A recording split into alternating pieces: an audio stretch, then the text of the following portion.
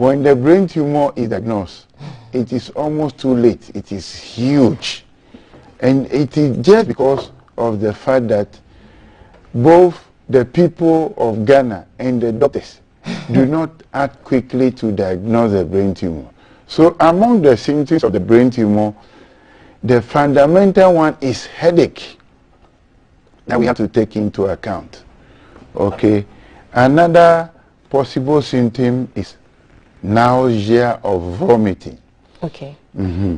Doc, but if I speak for the layperson, like you rightly said, in our part of the world, sometimes the doctors diagnose it late, and this is because most of the symptoms that you've mentioned right now, headaches and vomiting, in our part of the world, if you have a headache, you go to the pharmacy, go and buy Panadol and another something. Yeah. If you are vomiting, you chew ginger and stuff like that. Could that be part of the reason that we do not go to the hospital? That is not part of the reason.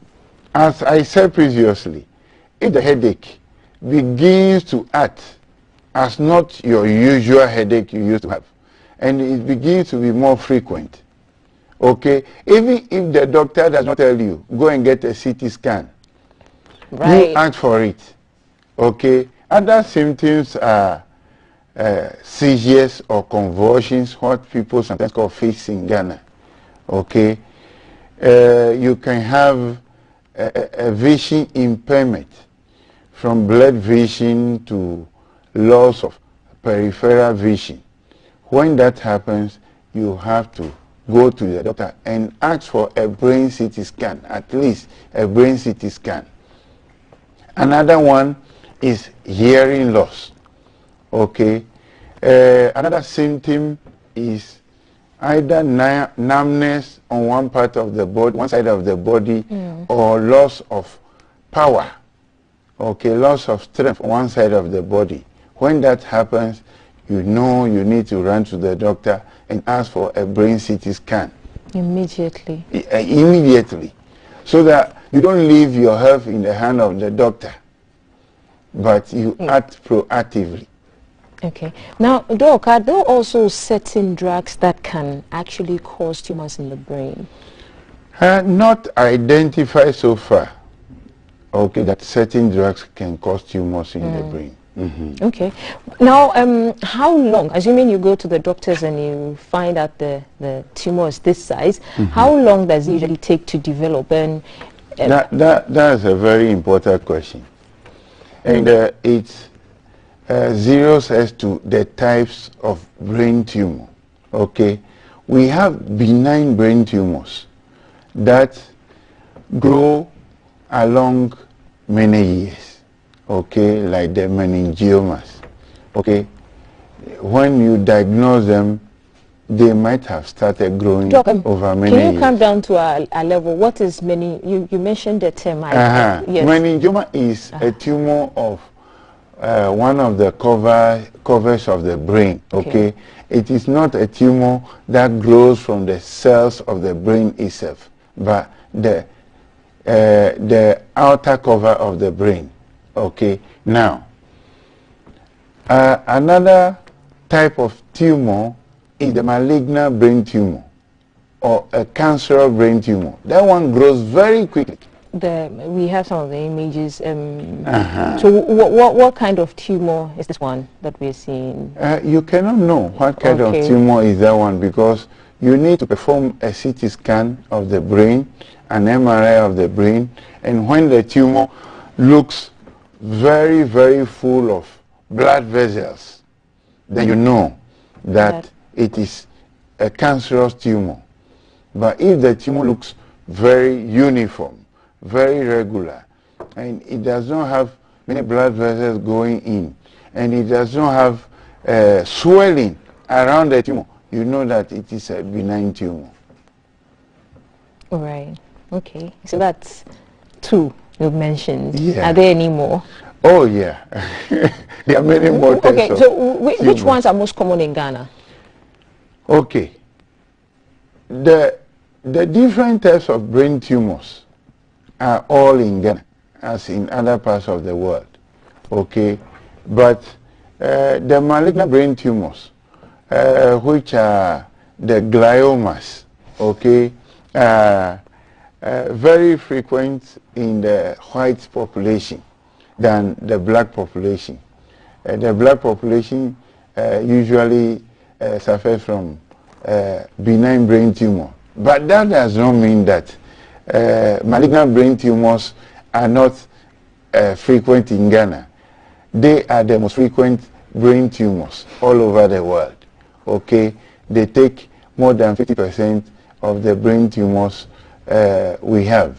And in the adults, okay, the secondary brain tumors that travel from other parts of the body and seed in the brain are the most frequent.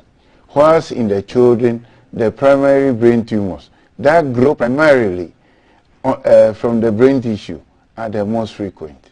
Wow, Doc. Okay, so what does the future look like when it comes to treatment for tumors, brain tumors? Okay.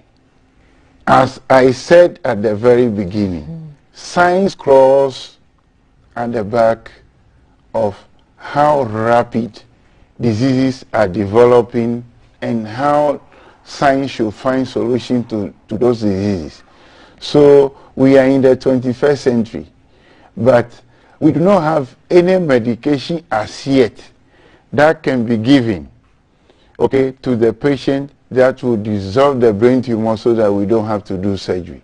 So surgery is still the first solution to brain tumors, and then after surgery we'll do radiotherapy, that is, we'll give radiation to the patient, or do chemotherapy, that are medications that are given to the patient to somehow help arrest or diminish the velocity at which the brain tumor is growing. But as at now, there is no cure for brain tumors. Investigations are ongoing, okay, to get a medication that will go to the source of the growth of the brain tumor to arrest the growth, okay? And they talk of stem cell therapy that is still under investigation, but none of them has proved as yet to be completely ready to solve brain tumors without surgery. So in the meantime, we have to check whenever your headache patterns change. But okay, Doc, the headaches, you know, we have different types of headaches. Usually we have the migraines and the one that your whole head will hurt. Which particular one should you look out for? You should look out for any type of headache. For example, if a patient comes to you, I'm now addressing the doctors, the general doctors. Okay, if a patient comes to you, okay, and the patient have had this migraine headache for years, you have to obtain at least a brain CT scan for this patient. Okay, and I will say MRI is now at different locations in Ghana, so it is not inaccessible. Obtain an MRI for this migraine patient that has been suffering from this migraine headache for many years, okay? And if a patient comes to you and the patient says, oh, I've had this headache, but I'm taking paracetamol and the headache will not go, it is a cause for alarm, okay, to send the patient to obtain a CT scan. Right, Doc, a question from one of our viewers is asking that, is it expensive? MRIs, are they expensive? MRIs are relatively not expensive up to the expensive price you pay when you have this brain tumor. Okay, as at now it is around 500 Ghana cedi as an average price on the market. Okay, and 500 Ghana cedi is much more less than the thousands of Ghana cedi, okay, the family will have to spend to solve these brain tumors. So it pays well to prevent than to cure if we say that there is no identifiable risk factor that we can prevent. Right, Doc. Any final words, advice to well-meaning Ghanaians, to doctors, to the general public? The advice to the general public is what we have been stressing about so far. Brain tumors are not preventable in this moment, so diagnosing them early is the way to go. So in the case of any headache, any vomiting, any hearing loss, any seizure, any numbness on the side of the body, loss of power on the side of the body, loss of vision, obtain your CT scan and or MRI to diagnose the brain tumor at an early stage, because at the early stage there is a solution to it, and that solution can be definite, so that we don't unfortunately succumb to the brain tumor. Thank you very much, Doc, for sharing these thoughts with us this morning and encouraging us. And I have headaches frequently, and I must confess, I just take Panadol, water. So thank you for giving us. So you need a CT scan of the brain.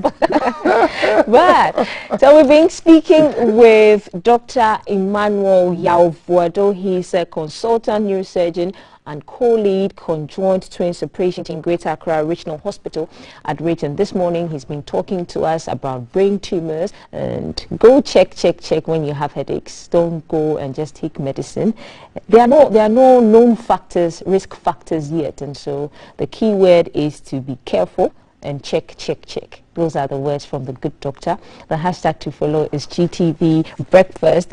We are seeing most of you are sending in your answers to the question we asked earlier about how many siblings Kevin in Home Alone has. We've seen that you're sending in your comments. Fastest fingers first. We already know who our winners are. Hey, but keep sending the messages in. The show is made possible by Awake Purified Water. Remember that whenever you buy a bottle of Awake, a fraction of the money goes to the Cardiothoracic Center, where it's used to pay for the medical bills for patients who cannot afford medical care. So please, we encourage you to buy a bottle of Awake Purified Water. Also, Adonko Next Level Energy Drink, Shield Acrylic Paint, and Lufat, responsible for bringing Dr. Yao here this morning to talk about the brain tumors. And then Cheesy Pizza, we're going to give you those vouchers if you send us your messages as to how many siblings that Kevin from Home Alone movie, how many siblings did he have in the movie. Also, Airtel Tigo is responsible for the conversation I'm going to have later on with the painters on the yellow couch. Kindness, Airtel Tigo. The hashtag to follow is GTV Breakfast. Remember, we are streaming live on Facebook and YouTube as the Ghana Broadcasting Corporation. We're on Twitter as the GBC Ghana and Instagram as GBC Online. Also, you can go to our website gbconline.com, www.gbconline.com, and that's where you can get most of our contents and behind the scenes and other videos and conversations that you might have missed. We'll take a quick break.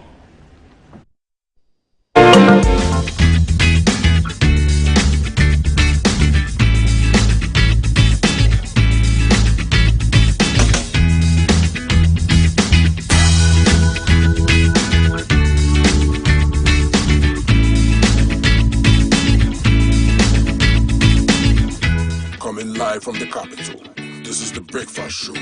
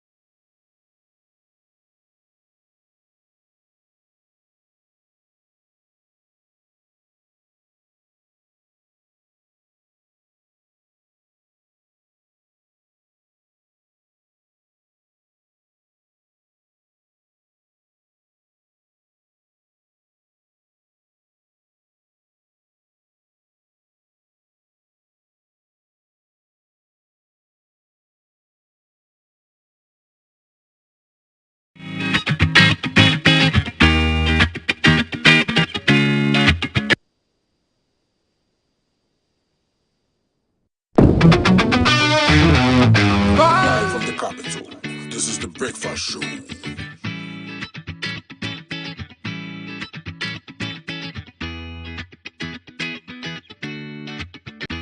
Coming live from the capital, this is the breakfast show.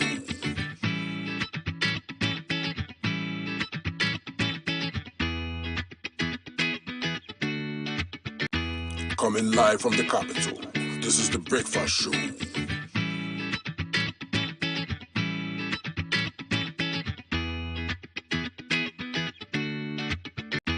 Coming live from the capital, this is the breakfast show.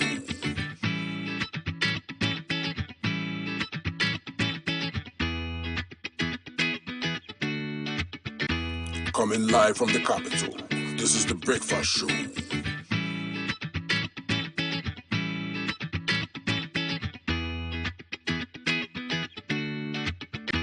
Coming live from the capital, this is the breakfast show.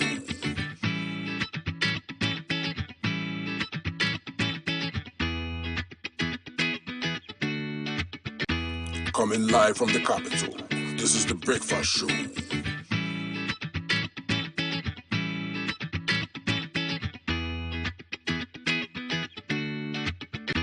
Coming live from the capital, this is the breakfast show.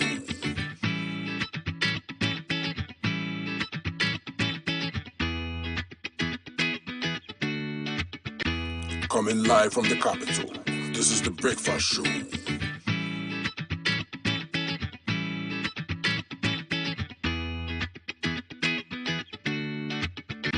Coming live from the capital, this is the breakfast show.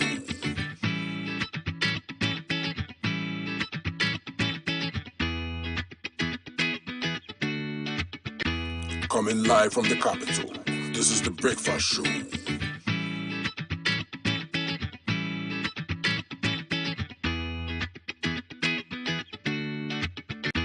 Coming live from the capital, this is the breakfast show.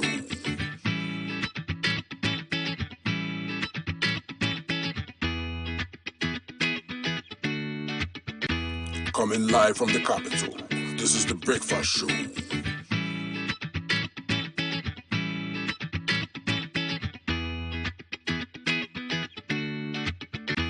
Coming live from the capital, this is the breakfast show.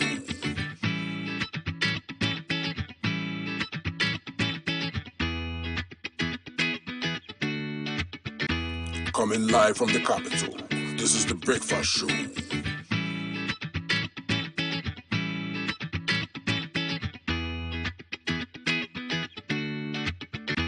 Coming live from the capital, this is the breakfast show.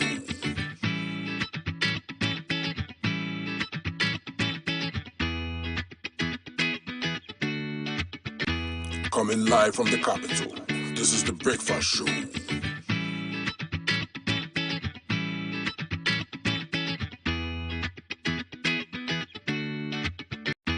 Coming live from the capital, this is the breakfast show.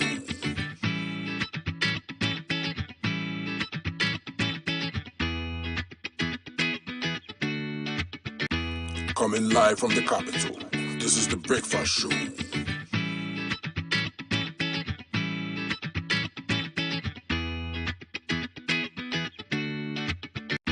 Coming live from the capital, this is the breakfast show.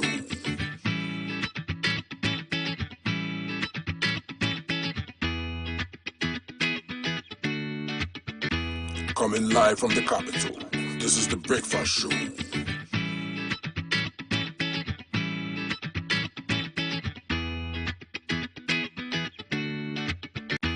Coming live from the capital, this is the breakfast show.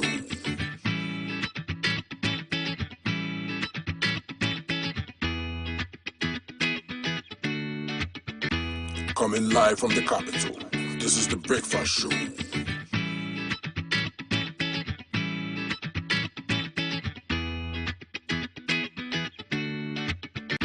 Coming live from the capital, this is the breakfast show.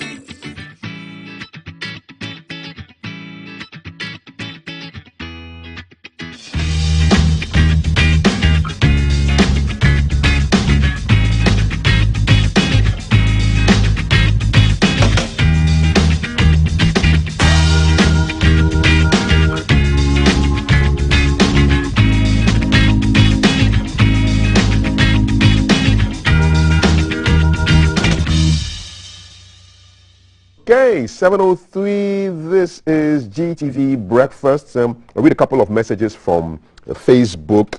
So we've got, let me see the Facebook. So our Facebook is Ghana Broadcasting Corporation. Look for us there. And I'm looking at, so I'm watching you from Kumasi, Kwamu, near Ejisu. Good morning. Says Fusaini Abdul Karim Tosenya. Tosenya, I hope I'm pronouncing it well because it makes sense. Tosenya. Tosenya. Yes, the ear has had a matter. Tosenya. But it could be a different language. Who knows? Keep them coming in. This is Kojo Asempa. Good morning to you and your listeners and viewers. This is from Kojo Asempa in Kumasi. Good morning to everyone. Thank God for another day. Yes, indeed. We will thank God for another day. Sylvester Obing reaching us on Facebook. And you can also do the same. Go to Facebook, look for Ghana Broadcasting Corporation, and follow us. Hit the notification bell. So anytime we come on air, you get the notification. Same on YouTube, same on Twitter. It's the 13th of December, 2021, 12 days away from Christmas. My guest is seated. He is a lecturer and a lawyer and a corporate governance expert, Dr. Kweku Anani Jinde, who teaches at Gimpa Law Faculty. And it's good to have you here, sir. Thank you very much. You had a very interesting weekend back home.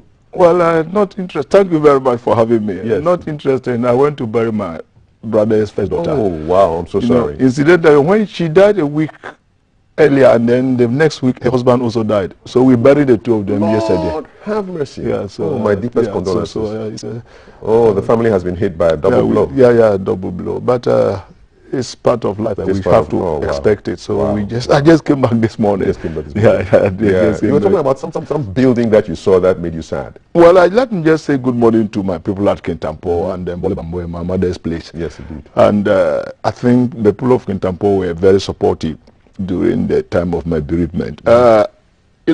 Once a journalist, also always a journalist.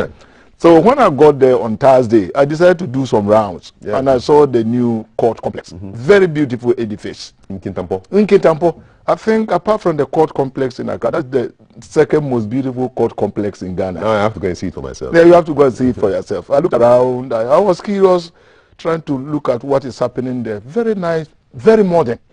But, Kafi, I'm a very sad Ghanaian this morning. Tell me why.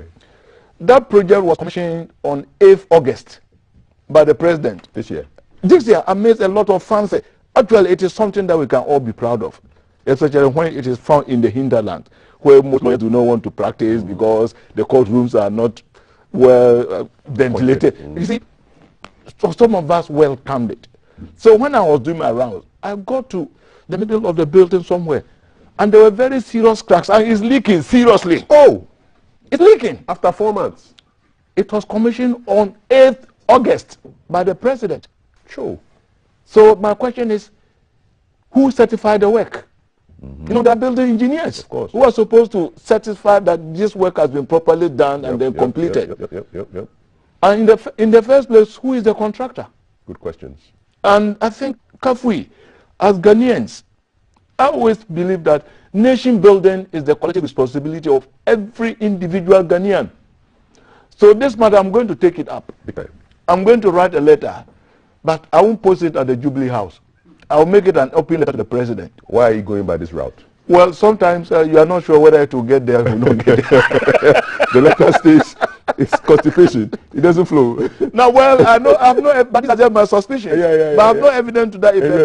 But sometimes your suspicions can tell you something. So please, first and foremost, let's find out who is the contractor. Exactly. Who put up that court complex in Kintampo, which was commissioned on the 8th of August by the president. Where did you see the cracks? So we'll send our man there to go and have a look. When you go inside, there are two court complexes here. One is here, one is here. When you just enter, the middle is leaking. You can see the water leaking. Okay. And then the security people that I spoke to there, some of us said, Master, even inside the courtroom, they did not open that. Where the judge sits. Water drops on the judge.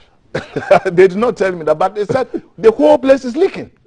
Wow. The whole place is leaking. That's not so, first and foremost, who did that shoddy work and took our money? My money. Yes, of course. Taxpayers' money. Big time. And then who is the engineer who certified the work? Good questions. You see, if we don't, sometimes if we let some of these things go, no, That is money that has been paid to someone to do some work. Yeah. And the worst case scenario is the building could collapse because cracks can become bigger.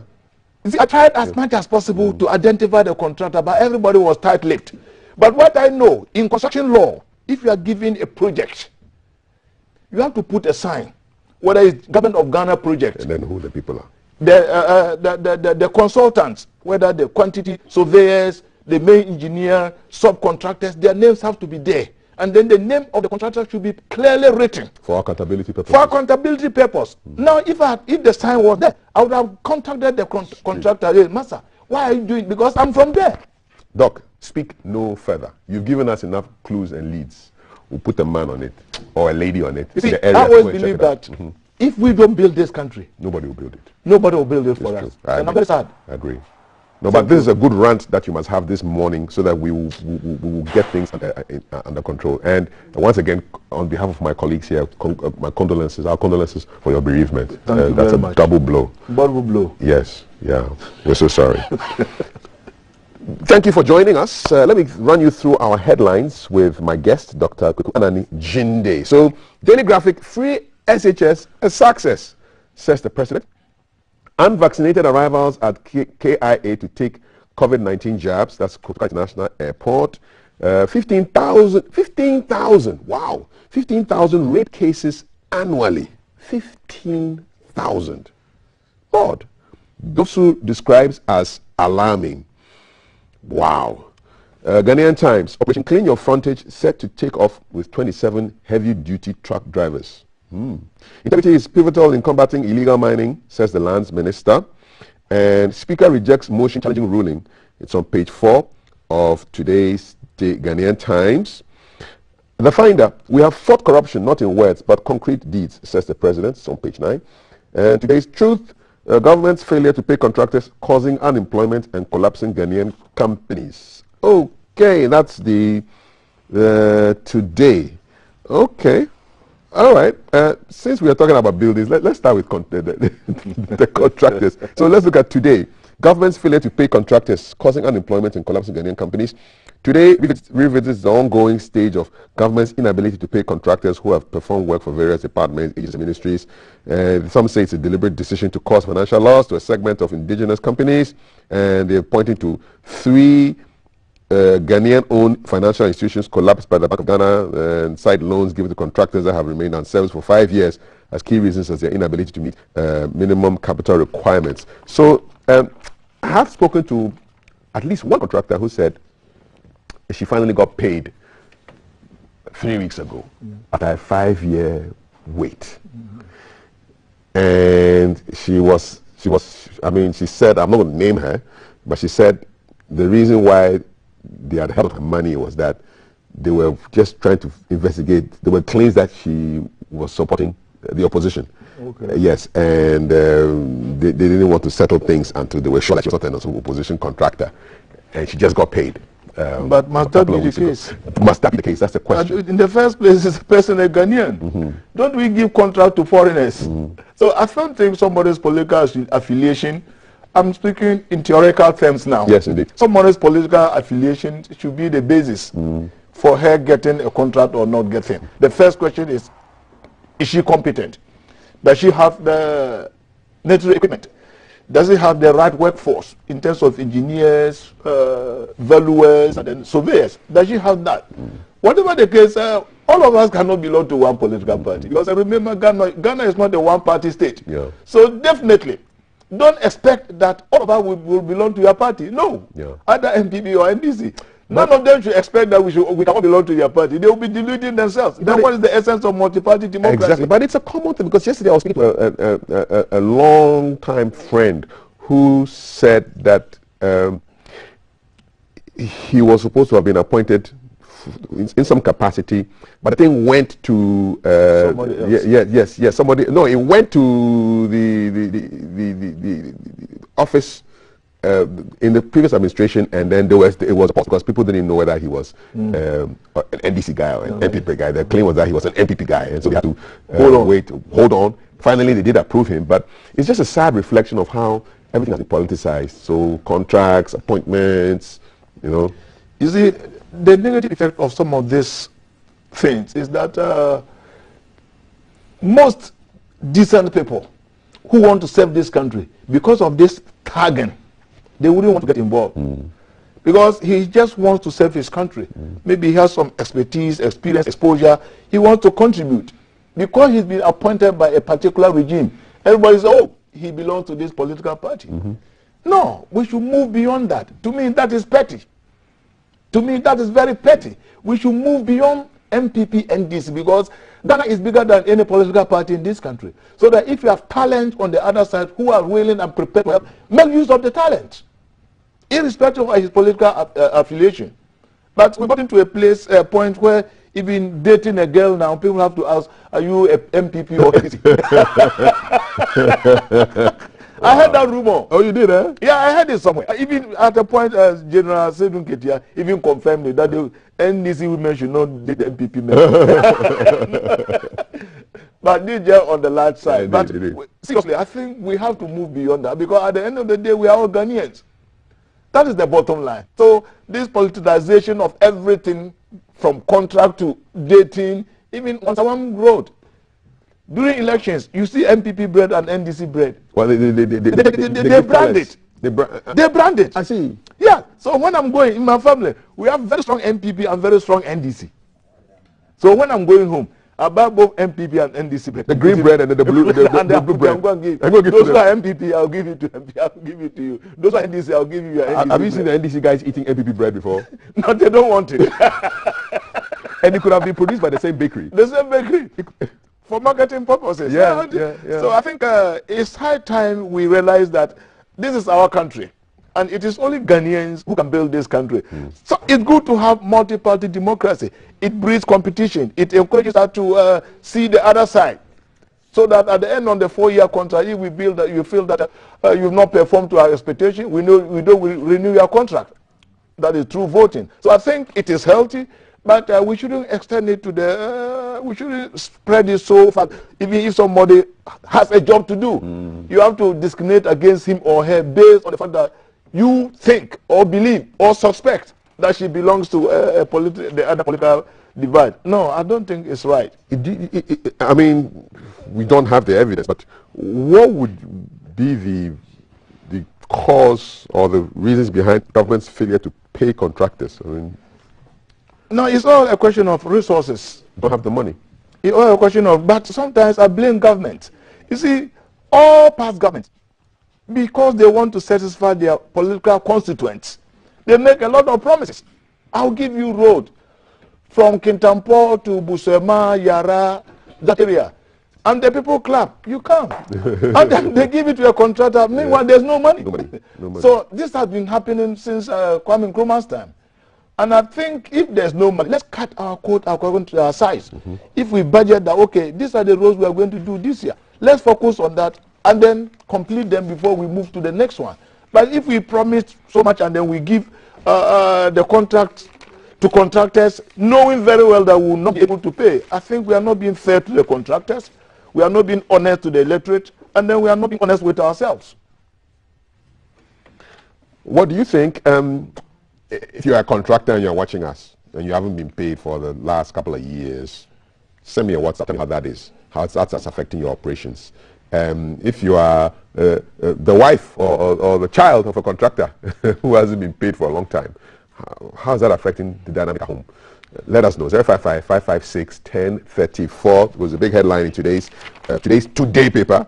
And it's talking about the government's failure to pay contractors, causing unemployment and collapsing Ghanaian companies. Has your company been collapsed because of failure to pay contractors, your boss? Let us know, all right? 055-556-1034. From that contractor story to a rape story. I mean, this has just alarmed me because in today's Daily Graphic, DOVSU, which is the Domestic Violence and Victim Support Unit of the Ghana Police Service, indicates that 1,047 girls were defiled, 305 women were raped in 2020, and they described the statistics as very alarming. Now I'm seeing where the 15,000 is. It says, well, although Mr. Yeboah did not share figures on the case of defilement and rape in the past, he said about 15,000 cases of violence against women were reported to law enforcement agencies annually. So 15,000 cases of violence against women. Now, I'm doing my mathematics here. 15,000 divided by 365, just to see what's happening on a daily basis, man. So there's like 41 cases a day. 41, and then that's in like almost 2 every hour.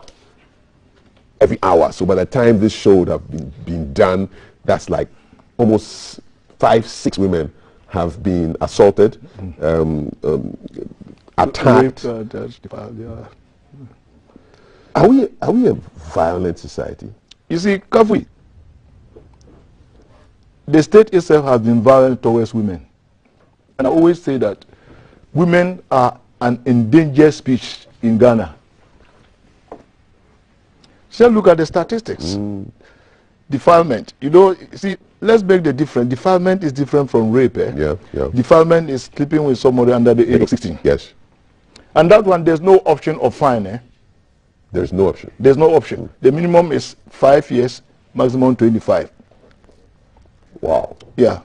It's the same as rape. But in the case of rape, there's no in the case of defilement, there's no option for fine. So you just go in straight. So you see, I'm saying this because society itself, our country, Ghana, we've been very violent towards women. And I'll tell you why. The way we bring our children up, the way we socialize our children, the way we tell them, for women is this. For women, they have to stay at the back. They don't have to listen. This is another form of violence. And then one important form of violence is when the most important thing in a woman's life is marriage or childbirth.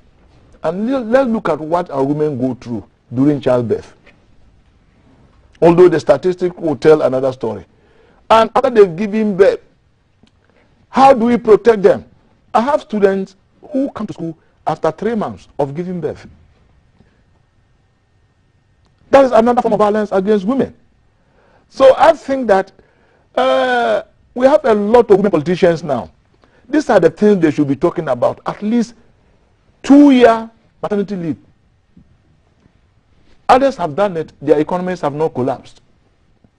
So if we as a country, we do not protect women, some of these things are bound to happen. So I think the cases are very alarming. And I think the problem we also have is that sometimes when some of these cases are reported, you have traditional rulers going in. No. Criminal cases are not handled in the traditional council or at the chief's palace. Because criminal cases are cases against the state, while the individual is invited as a witness to assist the state. So it is something that we've all agreed that we don't want it to happen, so we've made it criminal. Maybe we should be teaching the chiefs or doing some capacity building for the chiefs to let them know. I think some capacity building has been going on. But still, not only chiefs, even pastors, and family members, imams. When it borders on criminality, you don't settle that one in the chief's palace. No, it is outside the domain. But this is what most of our people don't understand.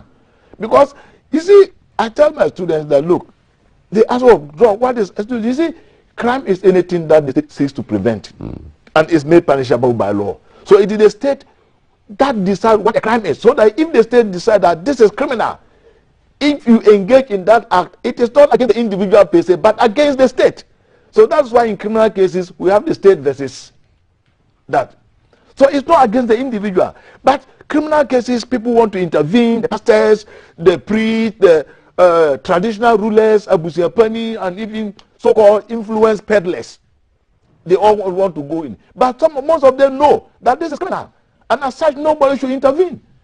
You see, because of these things that people think that, when you do that, my father is a party chairman somewhere, or big or soft bishop or chief, my father can intervene. This is why it's giving the impudence.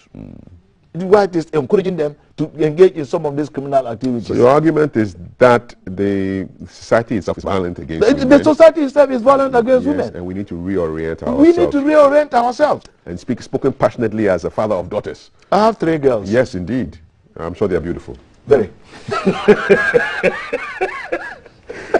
let's dive into Bernard. I don't know whether he has girls as well, but Bernard Odrotechi is regional coordinator for CAYE, Commonwealth Alliance for Young Entrepreneurs, West Africa. Good to have you here, Bernard.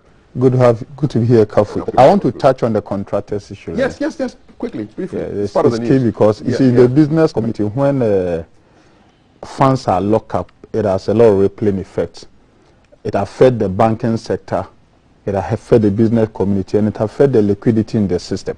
You see, when you take every budget of a state, you have the CAPEX aspect, which is the capital expenditure aspect. And that is where the contractors are. So when a lot of their funds are locked up in the CAPEX, what it does is that it freezes money into the system.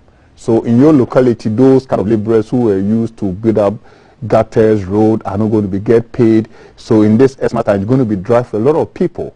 And you see, the contractors are the movers and shakers of the system. Look, if they are constructing a road, they're going for bitumen, they're going for the laborer, they're going for the hoods. So it's a value chain. Yeah. So the laborers in your community, the ordinary food seller, the hawkers in the street, I mean, they profit from these contractors. So so if the state decides to kind of withhold their payment, it affects everybody in the economy. It affects the petrol sector. It affects everybody. Do you think the economists who make the policies, don't they know these things? You see, I always kind of, I've done a bit of economics, and I think some of these theories, I don't subscribe to them.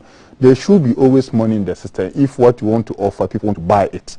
For example, if something is of necessity, you find the money to do it. Yes, of course. COVID never was part of us in about 2-3 years ago, but when COVID showed up, we found the money to cater for COVID. It means it was a necessity. We must see road construction as a necessity for this country. I always advance the argument that we don't eat road, but road determines what you eat. We don't eat roads, but road determines what you eat. If you have a good road network, it affects the cost of the food you buy in the market. But if the road network is poor, it's going to affect everything you buy in the system. So we don't eat road, but road determines what you eat. So any government that becomes deliberate in building local contractors. And look, when you cast your eyes around, most of the multi-purpose projects are being done by foreigners. So the economy capital flight and money goes outside the country. But if we can build the local contractors, pay them on time, the capacities can go up. So it will not get to the point whereby Pokuyasi interchange, Akwanje interchange, all these things are done by foreign companies. If we can pay them on time, they can employ the right people, employ the right technology, and scale up their capacity. So I'm thinking, because in the business community, when your funds are locked up, you own banks. And you see there's something called the OPM, other people's money. Any businessman you see runs on other people's money. So when the other people's money he ought to pay back is locked up, it shoot up the cost of borrowing. So at the end of the day, you cripple banks. Banks will not have the appetite to lend money to the business community, and they will prefer to kind of invest in T-bills and stuff. To make some cool money somewhere. Cool money. And that is the reason why the economy is shrinking. It's shrinking because the people who ought to pay, we are not paying them. And when we are not paying them, you see most businesses are folding up. So money must circulate. Money must circulate when you pay people promptly. Because people go to bank to take loan to construct roads, to build gutters, to build schools. If you don't pay them, the interest on the loan goes up, amortization goes up, and everything goes up. And by the time you pay them what is due them, the value of the money goes down. And a lot of businesses in Ghana, especially the contracted test sector, is folding up. Many people are folding up because of capital. Because look, the biggest bank in Ghana now is GCB Bank Limited. All right, we have Consolidated Bank, Eco Bank. If I'm Eco Bank and I'm a member of board of director, if we lend money to you and the payment doesn't come promptly, we're never going to approve the next loan for you. And that is what the government must know. If we want to really own this economy and owned by Ghanaians, contractors are the people we must first pay them. Because when we do, the money flows into the system. And everybody enjoys. This Christmas, trust me, is dry. And because if we are owing people to the tune of 10 billion Ghana cedis, imagine what this money can do in Ashanti region, Bono region, Upper Greater Accra, and the money moves. And it's worrisome. And it looks like the finance minister always speaks English. I don't like it. He must be honest with people. Must come down. Yes, you always sit down, quietly speak as if everything is normal. Things are not normal. He must admit that things are not normal. You want to scare us with the truth? Yes, he must be honest and at times tell people. You see, at times I don't like it when we paint a good picture as if everything is okay, No. If your mother is dead and you see that your mother is alive, 6 p.m. will clock and you see where mother lies. And the truth is hitting us in the face. You see, when he is addressing the press, he speaks as if everything is okay in the country. But when you speak to the business community, things are not moving well. Things are not, especially the contractors. And I have a friend, I'm friend to many of them. Because I became a presiding member and they were getting contract from the Assembly Regional Coordinating Council. So how do they survive? I mean, if you have not been paid for 5 years, how are they surviving? Look, it's not easy for many of them. Many of them are folding up. They are just folding up. Some of them, you go to the offices, lock up, because it is a state contract they are feeding on. And some of them diligently have done their job. They raise certificate, they go for performance bond, they've done all they need to do, but the payment is not coming. The payment is just not coming. Did they tell you why? We speculate that, it's maybe politics issues. Yes. Did they tell you why they're not getting paid? Let me tell you one thing about money and credit. There's never shortage of money in the world. And according to Bloomberg and stuff, every day, over $1 trillion move globally around the economy. There's no shortage. Yes, so if I'm a contractor from, let's say, China, I get money at a cheaper interest rate, let's say 0.8%. But in Ghana, you are getting it over 20%. How can you compete with a contractor from China? So from the word go, they are advantageous. But if the state decide to pay local contractors on time, then it's like going to fight the son of Floyd Mayweather. From the word go, you are disadvantaged because they are boxing. They learn how to box in the home. So if you want your son or your daughter to box against the son of Floyd Mayweather, the training must start now. And this training is whereby you promptly pay people so that they can also build capacity. You see, contractors build everybody's capacity. They engage consultants. So if you don't pay them on time, consultants don't get paid. They can't repay their loans. And the economy shrinks and everybody is not happy. Trust me. So it's a big deal. Very, very big deal. And I'm sure that the contractors watching today will be saying, those are people who are talking the facts on the ground. Yeah, they are crying. They're crying, huh? They are crying. They're crying. Some of them cannot even pay the insurance premiums. You can't because every contract that you have to do insurance sum on them. And some can't even pay the insurance premiums. I'm telling you, you are really going through difficult moments. So what's the solution? Government must own up. Just pay. If we can find money to buy a private jet, you should be able to find money to pay them. It's simple as ABC. They should just find COVID came, we spent 19.something billion to handle COVID. Why can't we raise $1 billion to pay contractors? So that the money moves and the government, you are happy. Questions on our minds? I'll read a couple of messages, but before that, I want to hear, there's a message here from a contractor. Kafui, I'm a contractor. I've worked for a year now under the special initiative, $1 million per constituency. I have not been paid yet. I don't know whether you want me to mention the name of your company, but if you are listening to me, if you want me to mention, just let me know. But I won't mention it right now unless you give me the permission. So he says he paid. He's working for a year now under the special initiative of the $1 million per constituency. He has not been paid yet. So the contract, and tell your other contractors to tune into GTV right now. We're talking about what affects them. Let's see whether we can get some more messages from you. 055-556-1034. My viewers are enjoying the contributions that you are giving here. They say thank you very much. Keep them coming in. 055-556-1034. I'm Jerry Boating, and it's not easy not to be paid at a project. I'm thinking of moving abroad. So this is probably another contractor who is just not happy in the situation and wants to move abroad. 055-556-1034. Messages are coming in. We're getting results here. Ahmed Salifu, thank you for your message. Keep them coming in. 055-556-1034. If you are a contractor, let us know how you are feeling right now about the lack of payment. This is Kiki Jan, who has sent us a message. I'm watching GTV Breakfast live here with my sweet wife. Hey, people are enjoying it. If we are here, we are here in the cold. We are here in the cold. Amad is watching GTV Breakfast with his sweet wife.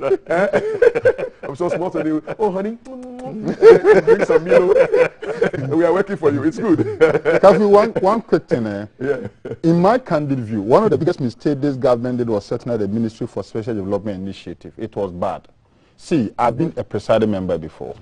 If, let's say you are in Bono East or Bono or half region, and a minister sits in Accra and award the contract to, let's say, Sunyani West, I can mention about 10 projects awarded by that ministry Today, 70% completed, left abandoned. And the contractors are not paid. Some are water project, school project, and supervision is poor. Meanwhile, this 1 million per constitution have turned it through the assembly.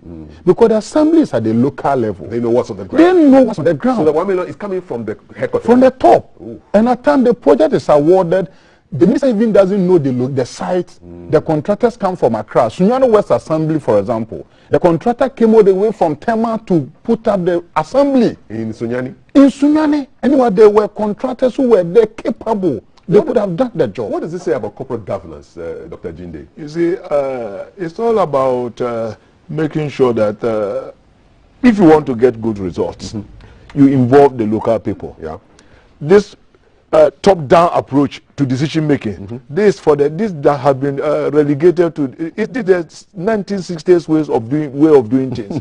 Now it is down up because it is the local people who can really identify what their needs are. You don't sit in Accra and then decide that maybe Kintampo they need some work over the Kintampo waterfalls. Meanwhile, we don't have a road to go to our farms. So if they are contacted the local people, I think the local people would have themselves identified the projects that they think are very relevant and important for them. But if you sit in Accra and then you decide that this is what the people of Kintampo want, I think that is very insulting. It's very insulting. And the contractors are getting through to us. 055-556-1034. The contractors are getting through to us. It says, listen, truth be told, it's tough. I have certificates outstanding for 3 years now. It's not easy. When he says certificate, what does he mean? Yes, you see, when you are awarded a contract, it is in stages. They have 40% stage, 60%, 70% stage to 90%, then 10% stage. So any percentage you complete, you raise a certificate, mean performance, performance indicator. So the certificate is simply a performance indicator of a contract. So every contract has deliverables, and they will segment it. So if you do foundation, that is 10%. Raise certificate and come and get payment for foundation. If you do to later level, raise it. Some have even finished, handed over, and they are not paid.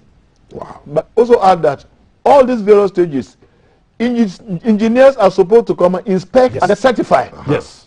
Before they raise the certificate. Before you raise the certificate, and then you get paid. So there's a block in the system. So now this gentleman has given me permission to mention the name of his organization. Okay, he says, I'm a contractor. I've been working for a year now under the special initiative, $1 million per constituency. I have not been paid yet.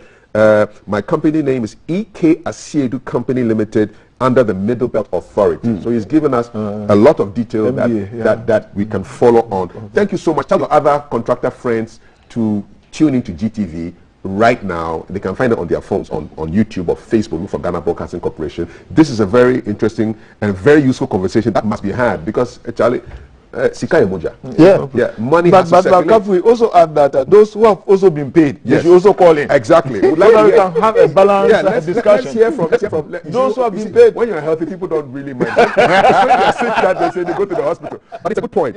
For those of you who have been paid, let us know. Let us also know. And when you were paid, you know, let us know, because that would be very, very good. There was this big project, Ghana First Toilet Project in Ghana. Ghana First Toilet Project. Wow. Yes, it was under the office of the vice president. 80% of the contractors have not been paid in Ghana. But have the toilets been constructed? It was more like a PPP. Okay. So they use the sanitation and the local public partnership. So they use the sanitation and the local government ministry to do the project. Okay. To date, I don't know those who have been paid. About 90% unpaid. Was it a countrywide thing? Countrywide thing. Because I was a PM, so I was privy to it. I saw it. Okay. In my municipality, we had about 4 of them. They've done it up to about 90%. What kind of toilets were these? Modern one. Okay. It had flash toilets. Flash. It has showers, ironing, solar everything. Iron in the toilet. It was multi-purpose. So how does that work? I don't know. What it had the toilets, ironing place. People could travel. They could come there. But why do you iron in the toilet? It had a bathroom in it. Oh, okay, all right. Yeah, it had a bathroom in it. It was a modern facility. Okay. Yes, and to date, about 90% of the contractors are unpaid. They've done demonstration upon demonstration. Nothing has happened. Let's go back to the messages. 055-556-1034. I'll read your Facebook messages in a short while on Ghana Broadcasting Corporation. This is Della from Ablekuma. Says, good morning. Enjoying the contributions from Dr. Anani Jinde and Bernard Odotechi. Keep it up. Keep up the good work, GTV. Thank you very much. I'm going to our our Facebook messages. Let's see. So good morning. Well, Ayobila Peter, good morning. Happy birthday to you. Benjamin Echo Morrison, thank you for your messages. Kinkojo Abu Bada, thank you very much. Let's keep them coming in. More messages on the contractors issues. 055-556-1034. Yes, the Ghana First Toilet Program. This is I was part of it. I still have not been paid. I put in hundreds of thousands of CDs, no payment. This is Amandeus. So thank you very much for just confirming what Bernard said. Those of you who have been paid, we want some good news. Monday is also it's not just for mourning, but it's for merriment and merrymaking and happiness. So if you have any good news as bright as my top, please let us have it. 055-556-1034. This is Miawuzo, Kofi Selassie, or Miawuzo. I'm really enjoying your program, and your guests are hitting on the right notes. Thank you so much. Our producers do a good job of getting us the right guests. 055-556-1034. Unless when we decide to do the unthinkable, we will be branded NDC. You see, and that's a problem. Amandius is saying that if they decide to take some action, they will be now stamped as opposition, and they might not even get their money back. There is something the presidency might not be on the Ghana First project. I think the state gave more like an authorization to somebody to act on behalf of the state. So the payment was channeled through the Ghana First and they didn't get to the contractors. So the presidency must take up this issue. Okay. Yes. But why does everything go to the president, Ms. Dr. Everything goes to the president. GPR2 strike, they stop because the president is talking to you. I think we are overburdening the president. I think so. We must have structures in place. That's why we need good governance structures in place. Yes, exactly. For instance, if there's a state assembly at Bole Bamboy, that can identify a project, why should we centralize it in Accra?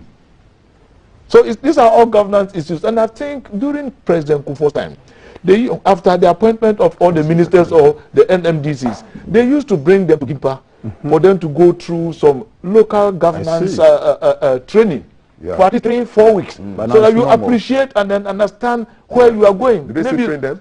Well, as far as I'm concerned, have you trained anybody? No, not yet. For the past 3 years that I've been at Gimpa, you haven't trained anybody. We haven't trained anybody. But normally under President Kufuor, that was what was done. They were training people. They were training people. Some of them were in businesses. But the way you run a private business is different from running a government structure. And that's why you need the training. So that was why President Kufuor, in his wisdom, brought all of them together, and then we gave them the training because we have a big facility at Gimpa. To train all the hostel facilities, auditorium, we have everything. They are listening to you now, so hopefully they will be contacting. That's why we are a center of excellence. Thank you very much. So bring them and we train them.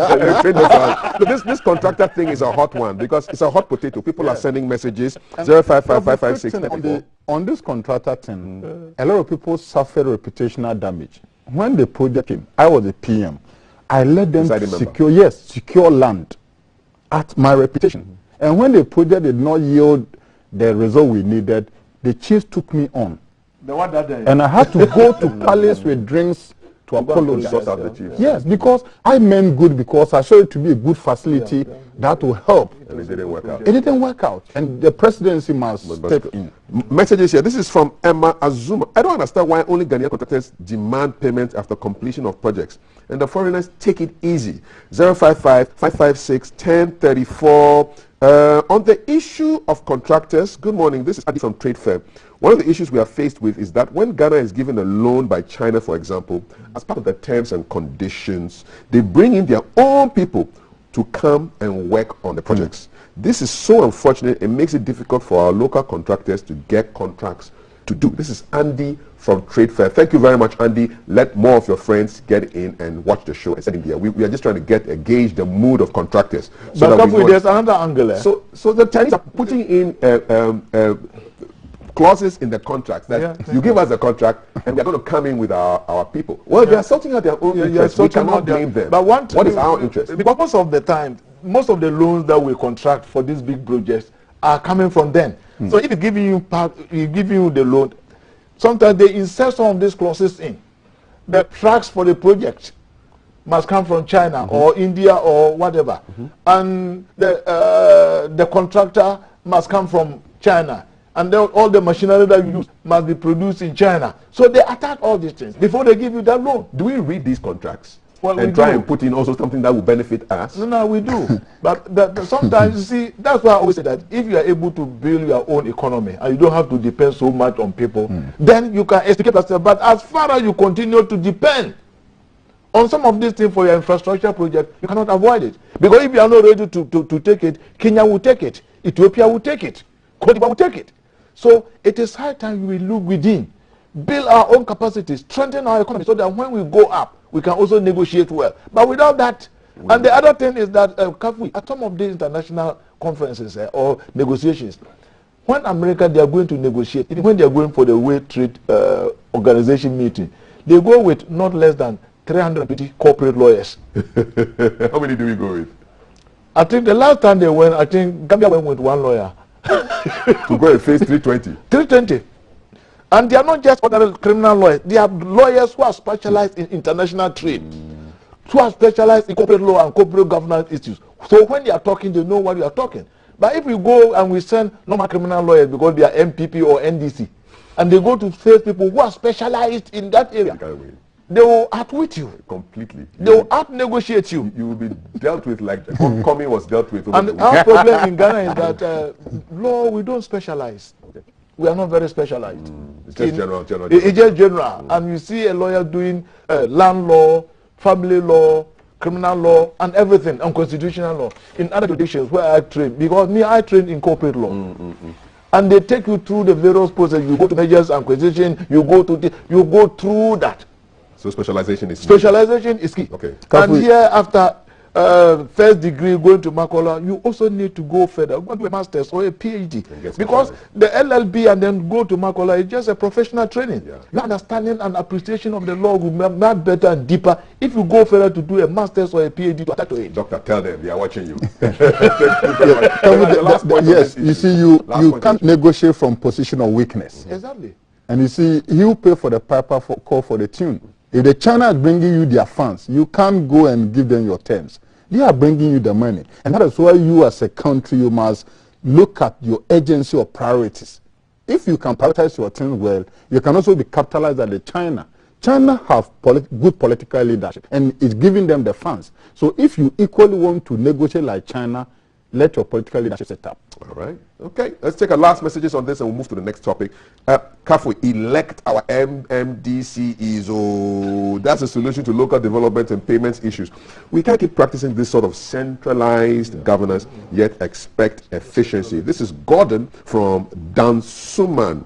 And please, some of the contractors, they do a bad job, and at the end of the day, the nation suffers. Please ask them, because this is killing the nation. Irrespective of that, I am for them that their money should be paid. Thank you very much for that. And let's stop playing the ostrich, because this centralized system where we look at central government for everything is simply not working, says Gordon. Thank you for your messages. Contractors, don't go away. We're moving, shifting gear, but please keep watching and send us your comments. We'll read them towards the end of the show. Let's look at another big story. Free SHS is a success, says Mr. President. Daily Graphic and a couple of other newspapers have taken that story there. But it's almost at odds, because I also heard the education minister calling for a probe, especially in mathematics. Some of the results were not that great, and he was wondering why somebody who was a specialist in mathematics, under his watch, mathematics is not doing that well. Is there a mismatch in the communication? Because some are touting it as a success, others are saying, hey, there should be a probe. Bernard, I'll start with you. I love this current education minister for one thing. He came from a professional background. And when he is speaking, you can see the politics, the partisan politics is not too much. And in my candid view, Ghana needs more of his caliber. First, you must exude your professionalism before the partisanship. And in critical education, three key things come into play: quality, affordability, accessibility. Quality, affordability, accessibility.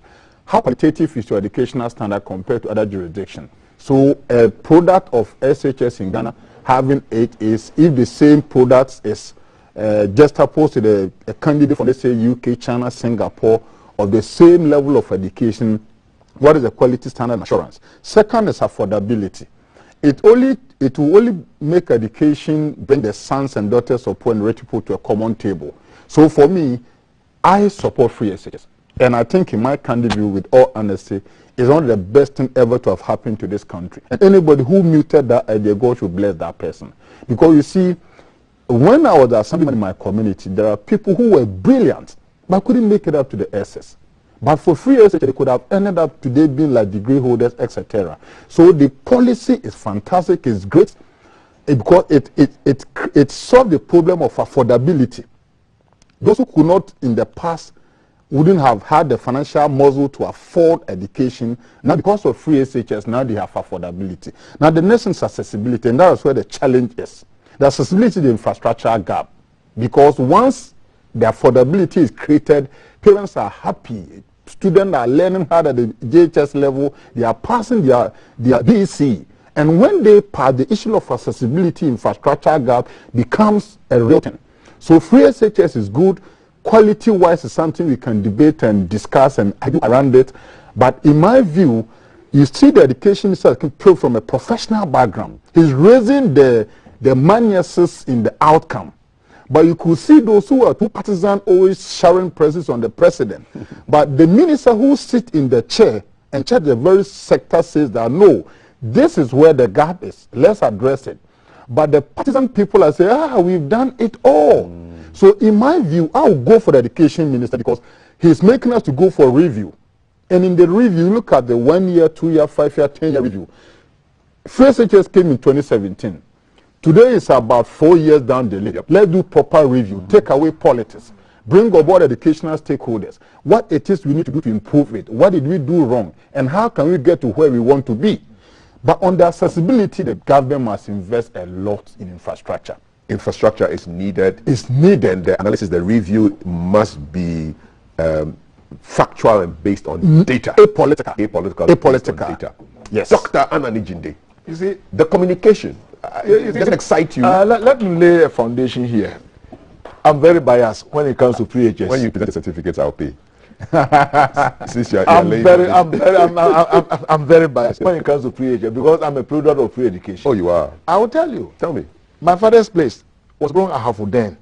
And when you cross, you just go to Bamboy, which is northern region. Yes. And that education there was free. Although we were living in Brown Ahafo, we were taking advantage of the free education there. You just cross over? You just cross over, went to school. And how long was the distance? What was it? Just about half a kilometer. Straight? You just go. And take your free education? You get the free education and you come out. What was the quality like? Oh, it was good. It was good. That is what has helped some of us. Well, how was it funded? Well, it was funded from by the district assembly or that Northern Scholarship or something. Okay, this was in which years, which decades was it? I went to secondary school around 76. Okay, so mid-70s. Mid-70s. Achampong era. Achampong era. So we went there, took advantage of the middle school. Yes, yes. I got to middle school for one, wrote the common entrance and went to St. Charles. And I enjoyed that free education. And carefully, I didn't make a disclosure here. Disclose. Throughout my life, I must say to the glory of God that I've never paid school fees. From my primary school to my PhD. Free? Yeah.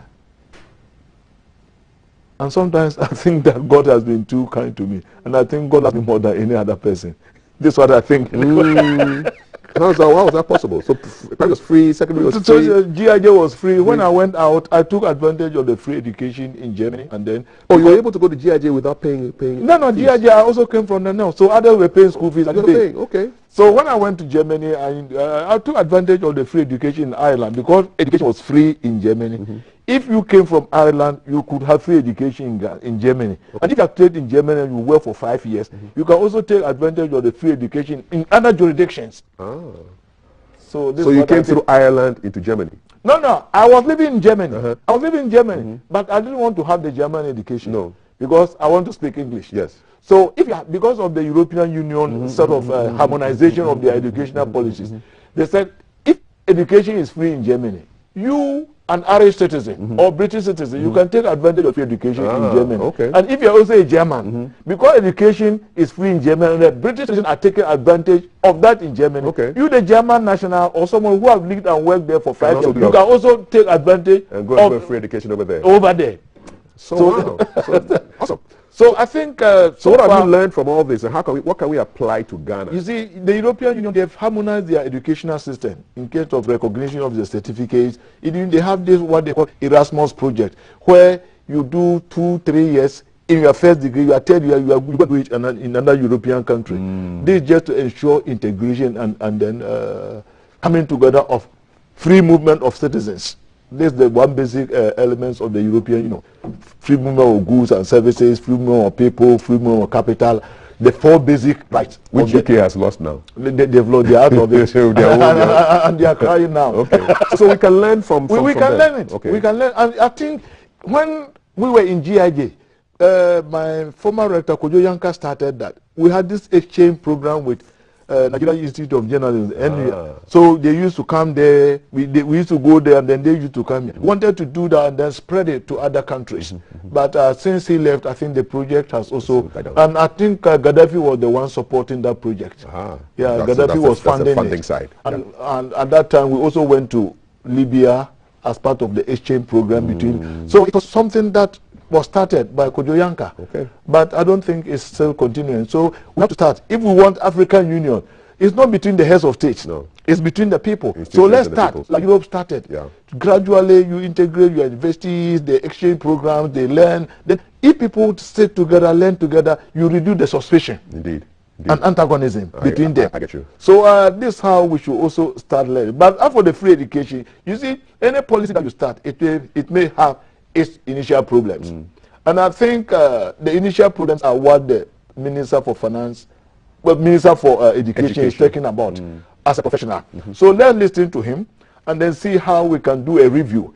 But in terms of the accessibility, I think Ghana Education Service, they are not setting up.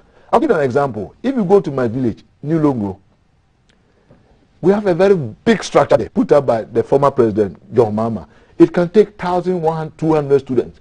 But at the moment, I can tell you, because I'm a member of the school board, they have less than 300 students. That's 25% of capacity. Why? The spaces are empty. Why? Because it is the day school. And if you just cross to Bamboy, which is about half a kilometer, there's another structure there, which is also empty. Because people don't want to come and they will have no space to. It's a very good school. The one at New Longro, for instance, I think they have the best computer lab in the whole of Bron Ahafu, Bunu East, and Bron region. Because thank God, this man, as the prophet, at Adenta Frafra, he equipped them with a very up-to-date computer lab. He gave them about 120 computers, and he's connected it. But nobody is going. The students are not there. The students are not up to 300. They don't want to go to day school. Well, because of the distance. So now what the school board has done is we start from Kintampo with the school bus to carry students from Kintampo, Asante, Kwaya, Braso, Wela, and all those things to bring them to school. But up to now, so we've written to the Minister of Education. He said we should refer you to the Ghana Education Center. Look, give us a chance. Some of us can put hostel facilities so that we can maintain the school. Was the school wrongly cited? No, it was not wrongly cited. Should it have been a boarding school? It should have been a boarding school. The structure is a very beautiful structure. Right. They finished it, I think, in 18 months. It's one of the Webbank funded projects, the E-blocks. They finished it within 18 months. And if you enter the IT lab, but there are no students there. There are no students, and they have not less than 45 teachers. But the student population is just about 280, maximum 300. A facility that should have taken 1,200. So it means the class sizes are smaller, actually. No, the class sizes are smaller. Yeah. But it's a very modest. You cross to Bamboy, it's the same thing there. Yeah, so it could have taken more. It could have taken more. Yeah. So what did the Ghana Education Center do? We did our best by telling them that give us the status so that we turn in the boarding school. Some of us can put up some of the hostel facilities for students to come and use. Up and down, go to the region. We went to the region. They said go to Accra. I've been trying to get appointment with the one doctor, Aqua, at Ghana Education Services. Well, for almost 6 months now, you can't get appointment. They will send you a message that they had his name on the his special assistant is one Mr. Mwako. I call you, he doesn't call. You're calling them out. I'm calling them. Yeah, we've tried.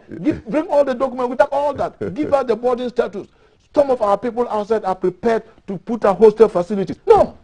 Bernard, you see, does this not And point... you know the irony? No. They made it a boarding school, but if you go there now, they have about 400 beds and mattresses there. Ah. Yes. I can think far. I can't think madness. It's a day school. It doesn't make sense. I can tell you. But you have mattresses there. 400 and 400, about 450 mattresses and 400 beds. What are beds doing inside a day school? I don't know. For siesta or what? I don't know. I don't know. Hey, this country, I can't think madness. But from what Dr. Anani Jinde has said, this is not just point to what you've been talking about all along, that things have to be done at the local level. I mean, reports on even free SHS over the 4 years, you should have the district assemblies giving those reports, telling you this is what is happening on the ground. Do you not? You see, Kafu, you see, I'm biased towards local governance. Because you see, that should be the way. Yes, after my university, I intentionally went down to become an assemblyman in my community. I wanted to understand the people. I just wanted to have an understanding of how things work at the local level. And I did. And I wrote to become a presiding member because you see, I realized that when you dream in your local language. Nobody goes to German to learn German, and when you dream, it's a German. No. When dream comes to you, it comes into your local language. So all problems are local. All problems. So if you sit in Accra, say it again. When you dream, nobody dreams in a foreign language. You dream in the local language. Ever. You know, yes. When you get a dream, it comes in ever. You know, so it should tell you that all problems are local. So if you sit in Accra and give order from presidency, I hate that. Order from above. What above? The thing is local. People are going to, they are not getting water to drink, and the local people can solve it. I went to a certain community when I was a presiding member, and I got them water. That community, they've been almost 2,000 people without potable water. I saw in Sunyani West. Big community, a big market. They had no bowl, nothing. And it took me and the World Connect less than 3 months. We got them water. And I thought the government want to take up the price. Look at this government. You see, the point is that problems must be localized. Yeah. Allow the people to think. Don't take away their thinking cap from them. So if you sit at the Jubilee House, at a Castle Annex, at the ministries and prescribe solution, it will be wrong. The people down there can think. Allow them to think. See, if you like Kafu, you go to Ablekuma, go to Enyasotium, and get the local, they will give you solution to the problem, and it will marvel you. But at the time we think like those professors and the doctors, they don't have the solutions. It's the title they are holding. The solutions are at the local level. Go there and take it. Why did Kwame Nkrumah succeed with Bedema and Kojo Botu and those people? They were not educated. But they understood the local challenges. But today, if you are not professor, doctor, it don't make sense. That is the problem of this country. It's not true now. Yes, the challenge is yes. Some of the professors also make sense. Yes. No. Or they don't just talk to the people on the ground. What I'm saying is that now most, I don't want to mention, but now even some of the parties don't even respect education. Academics again. Yeah. They don't. If it were some members, some people would not be party chairman. If they respected education, some people would not be party chairman. This is a big job. I'm saying it. In any country, 3 key things can help you to build the economy. Agriculture, education, health. And all these things should be localized. Agriculture, education, health. If you succeed in these 3 key sectors, grow what you eat what you grow. First thing, cater for your health is wealth. If you are healthy, you are wealthy. And get educated. But these things should be localized. It shouldn't be top-down approach. We fail all the time. Kofi, there is something that happened over the weekend. Sunyani and Bono people deserve better. I have not seen it in the media. It was a big thing. What was the issue? See, Sunyani is neglected completely. And I will not put the blame on only this current government. Successive government. Even from Busia, who came from that region, neglected the region. So it is not like we are putting the blame only on Nana. No. From Rollins, everybody. And it looks like Sunyani is not part of Ghana. See, no, don't you think that you blame your own people? We're in this government. See, Ohusa Champong was part of PNDC. J.H. Mensah is from there. A whole lot of them. A whole lot of Boku Bobie and Somachene. Yes. They are all. See, a whole lot of them. Our I mean, your airports. Kumfi and Co, they are all there. Our But the airports. problem is they don't look back. When they get the position, they forget their own people. See, if you go to Sudan today, a lot of business now going there because of the airport. Yes. You have to take a flight to Kumasi and go by car from Kumasi to Sudan. Yeah. Who serious businessman will do that? No investor will risk his life like that. Regional library, 19 years uncompleted. Yeah. 19 years old, where the people who go and read to signal it. 19 years left uncompleted. Stadium, another wahala. Inner road, It's not even, everything it is doesn't qualify basa. to be called a park. Yes, Coronation Park. Everything is basa. And it look like you ask yourself, look, we have 2 cabinet ministers from the region, employment and health. Yeah. And go look at the health situation in the region. And unemployment very high. So it look like the region is like the source, the sword, so we're nearby. And after election, Bono region doesn't matter. So the organizers of that demonstration over the weekend, I commend them. And they should not be infiltrated by politicians. Yeah. They should go genuine, pure. Let the people know that we need roads, we need hospital, we want airport, we want international park. That is what we need. And we have cabinet ministers as part of this government. The old government, we had general secretary from the region. I said, look at you. And it look like they are not pushing for the region. Take Ashanti region. You're take- what in Jan? All Yes. from there. From my own community. So I'm saying that the Bunu region deserves better than the presidency must listen to our cry. All right. We help because you see it was old former Bunu Alpha regional. And every party that want to win election, Bunu is a swing region. Yeah. But after elections, we don't matter. They dump you. All right. Well, what do you think? If you come from the region, do you feel abandoned, neglected, left Let me destitute? give you an example. Briefly. I think some years back they wanted to organize Brown Hartford Citizens Award. And they said they organized it in Accra. They invited me. I said, me. So don't you have a proper hotel in Sunya to go and do? Me, I'm not coming. You see, it appears people begin to feel too, I don't know whether they want to disassociate themselves from the region, Yeah. whether it is some complex or what, I don't know. Don't associate with the region. All right. But that's where we come. That's our root. That's the roots. Never forget your roots. Yeah. Sakofa, you have to go back and pick up what is there and move forward. Messages 0555561034. This is from Abdul Rahman Baku. Justin Kudia Abdul Rahman Baku says, greetings to lawyer. Better we all accept our economy is not doing well and find a lasting solution to it, the better. If 50% of our yearly budgetary allocation is being taken care of by donor agencies, loans, grants, we should definitely know that there will be shortfalls in payments to contractors. Most of the contractors and the Ghanaian engineers who produce shoddy works and expect Ghana to grow, well, I can't think for some of them. Of the roads and everything. But for free education, I see it to be a blessing and not just a success. And you point to yourself as a clear example of the benefits of free education. Without a free education, you said you personally you would have been a cowboy or a cowhand in the north. So you are happy that free education has come to change your destiny. More messages 055-556-1034. Good morning, CAF. This is from Daniel Amenyo. The most painful aspect is most of these Chinese workers are prisoners, and we kept our prisoners in Swam, wasting money on them, says Amenyo. Yes, I've heard that a lot of the labor that they bring in are convicts who are brought into work. Ex-convicts, yeah. Okay, on the matter of education, are students failing to select those empty schools, or do we abandon the current placement system? That's Gordon from Dansuman sending us a message. Hi, good morning. Thank you so much for the topic you're having. It helps a lot of people because for 5 years, some contractors have not been paid. Some of them were paid, and some of them were paid way back in 2017. The contractors have really jumped onto the show today. We're really, really grateful.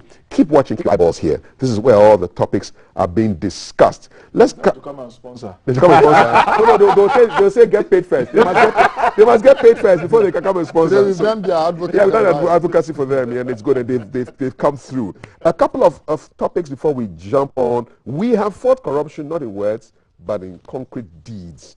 This is from the Finder, and let me find the Finder for you.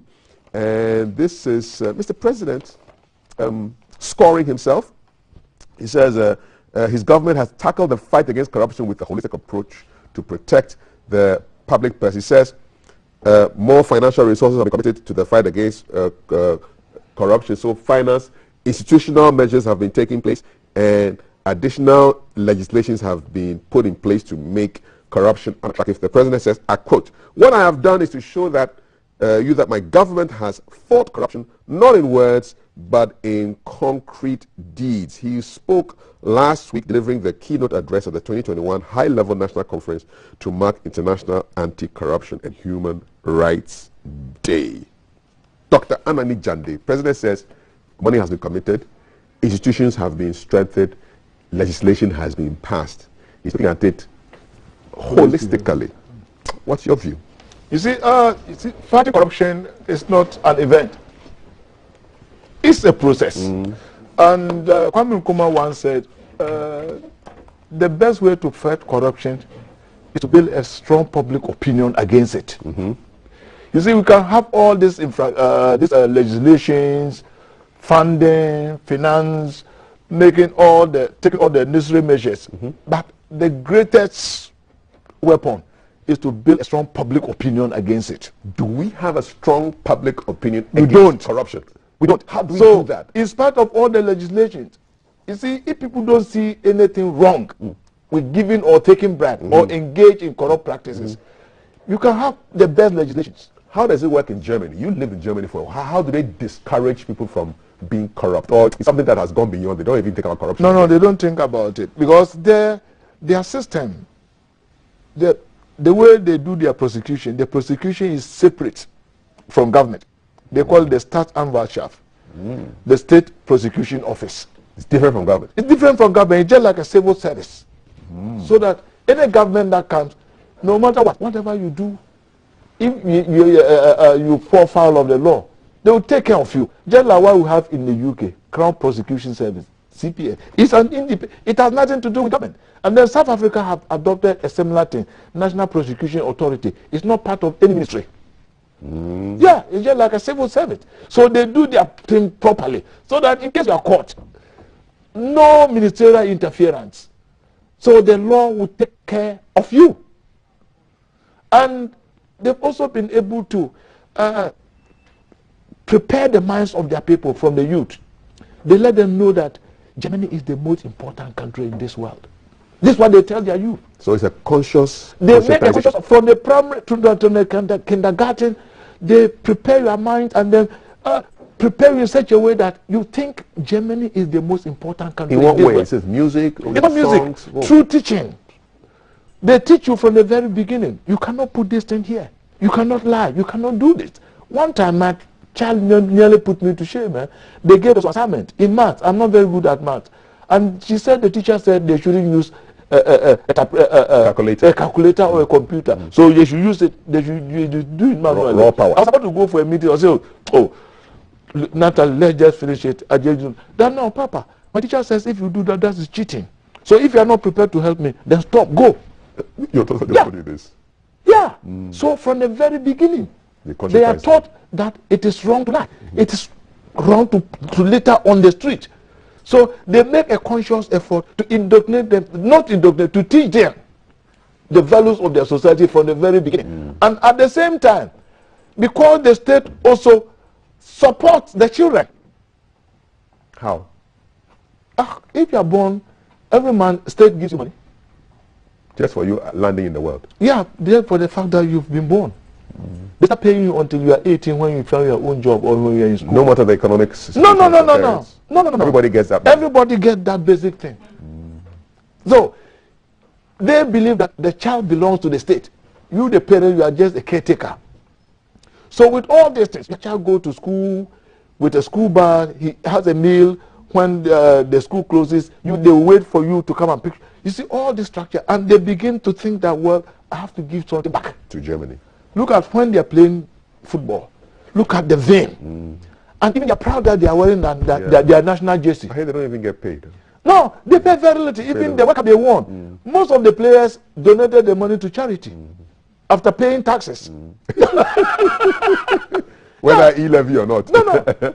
The bonus they gave that wake up, the government taxed it before paying them. Yeah.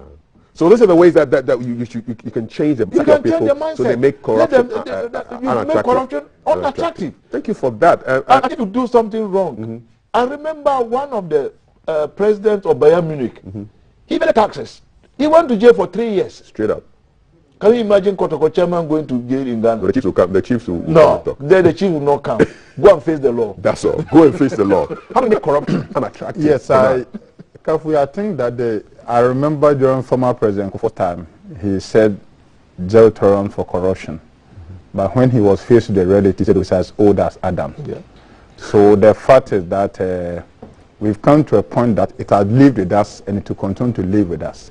So the only thing you do is to put in place punitive mechanism that will make it unattractive to those who think that is a way for them. Yeah. There is one thing I personally don't like about this president. He always touts himself. You see, if you allow people to tout you, people believe what you are saying. So if I were the president, he must allow state institutions to commend him.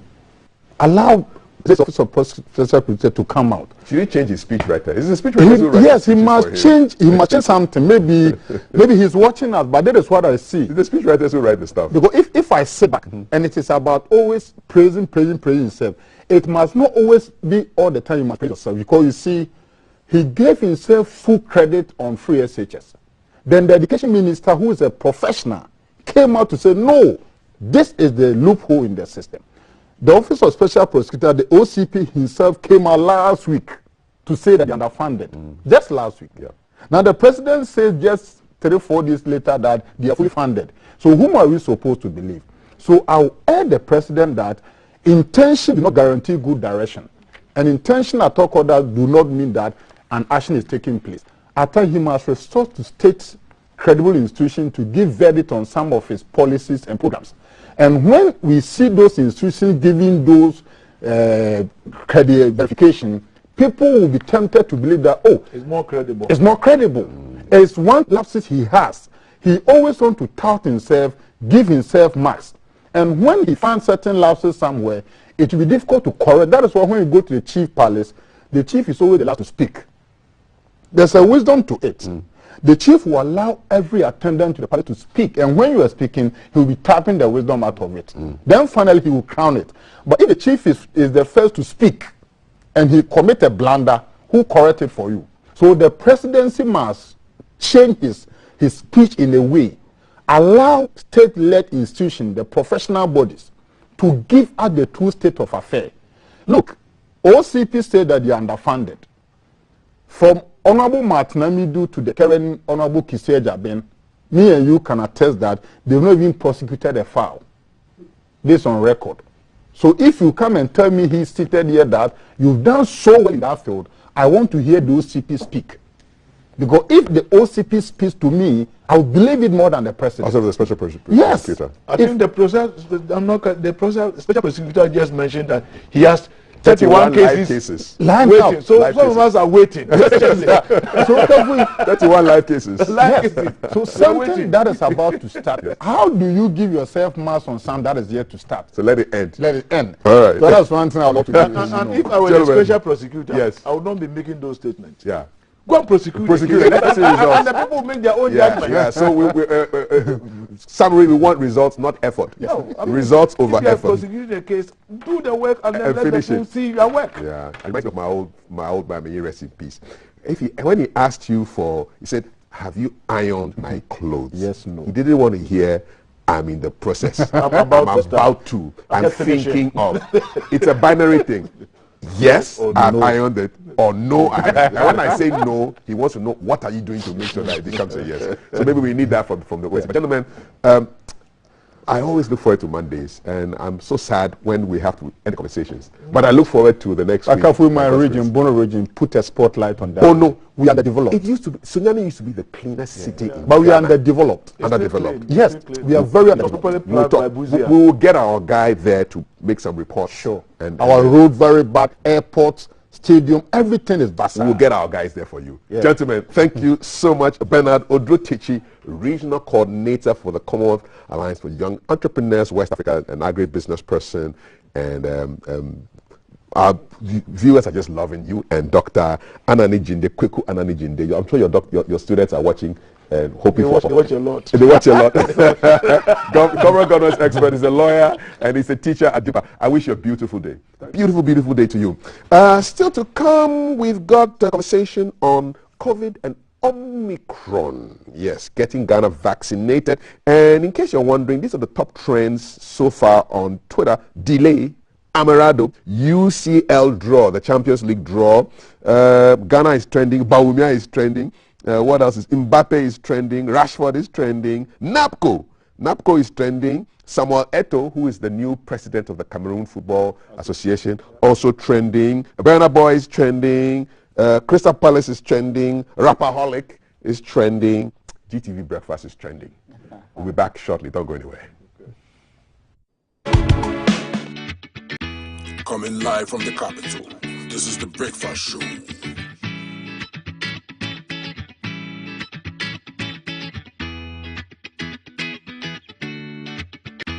Coming live from the capital, this is the Breakfast Show.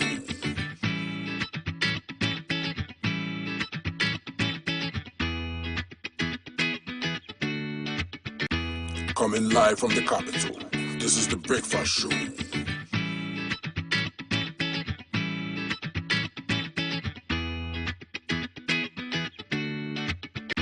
Coming live from the capital, this is the Breakfast Show.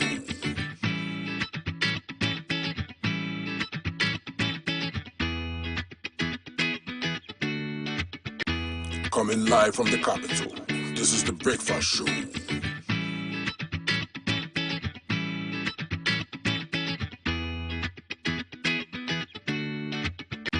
Coming live from the capital, this is the Breakfast Show.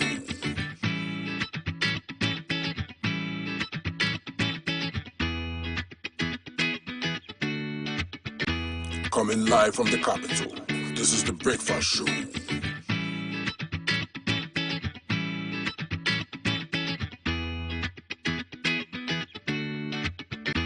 Coming live from the capital, this is the Breakfast Show.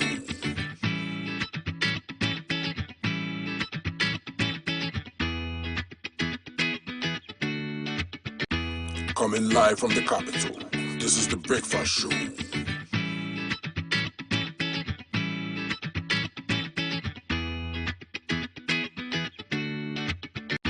Coming live from the capital, this is the Breakfast Show.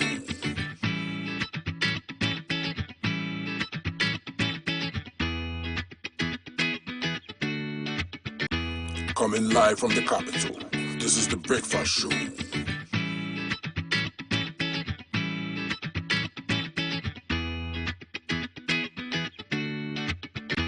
Coming live from the capital, this is the Breakfast Show.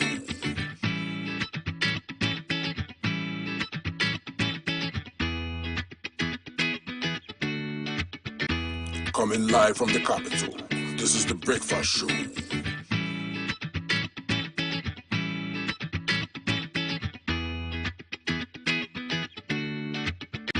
Coming live from the capital, this is the Breakfast Show.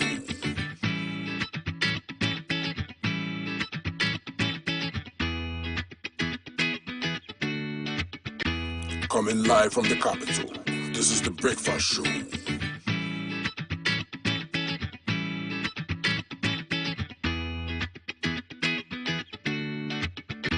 Coming live from the capital, this is the Breakfast Show.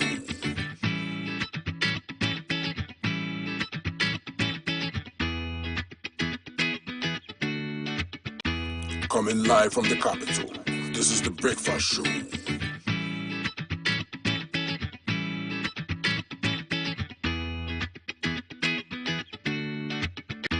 Coming live from the capital, this is the Breakfast Show.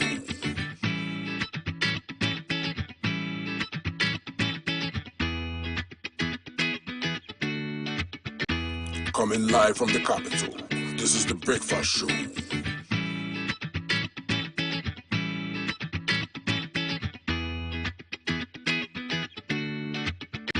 Coming live from the capital, this is the Breakfast Show.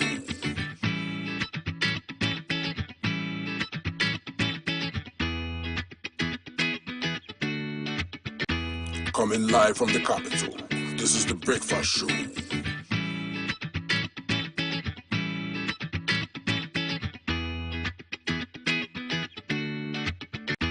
Coming live from the capital, this is the Breakfast Show.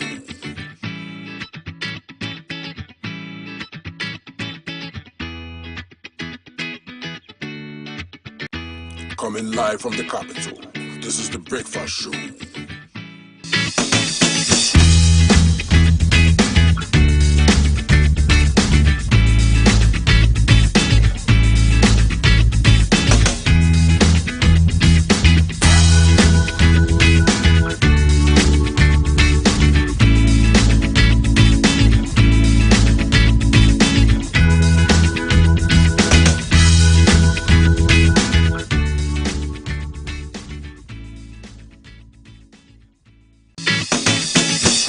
Profusely for your support for the Green Ghana initiative. Saturday, December 11th will be exactly 6 months since the Green Ghana Day initiative. I want to encourage you to visit your trees, take a selfie and post it.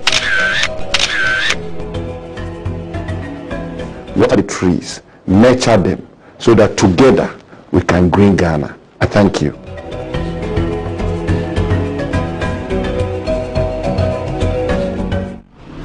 Please, I've not killed anyone. I just do galamsey.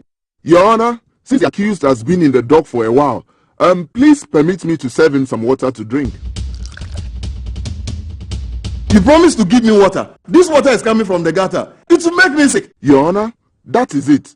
Due to the galamsey activities of the accused and his cohorts, they have polluted all our water bodies. See, this water is coming from our taps. They have destroyed all our forests, and above all, the activities are killing people. Mr. Eja, you have been found guilty of indulging in galamsey. And since you don't want to mention the names of your bosses, you have been sentenced to 25 years in prison. This is my judgment. Please, I'll talk. Mr. Francis is bad. Mr. Martin is bad. Mr. Usu. Please, Your Honor, please. Yenja, galamsey.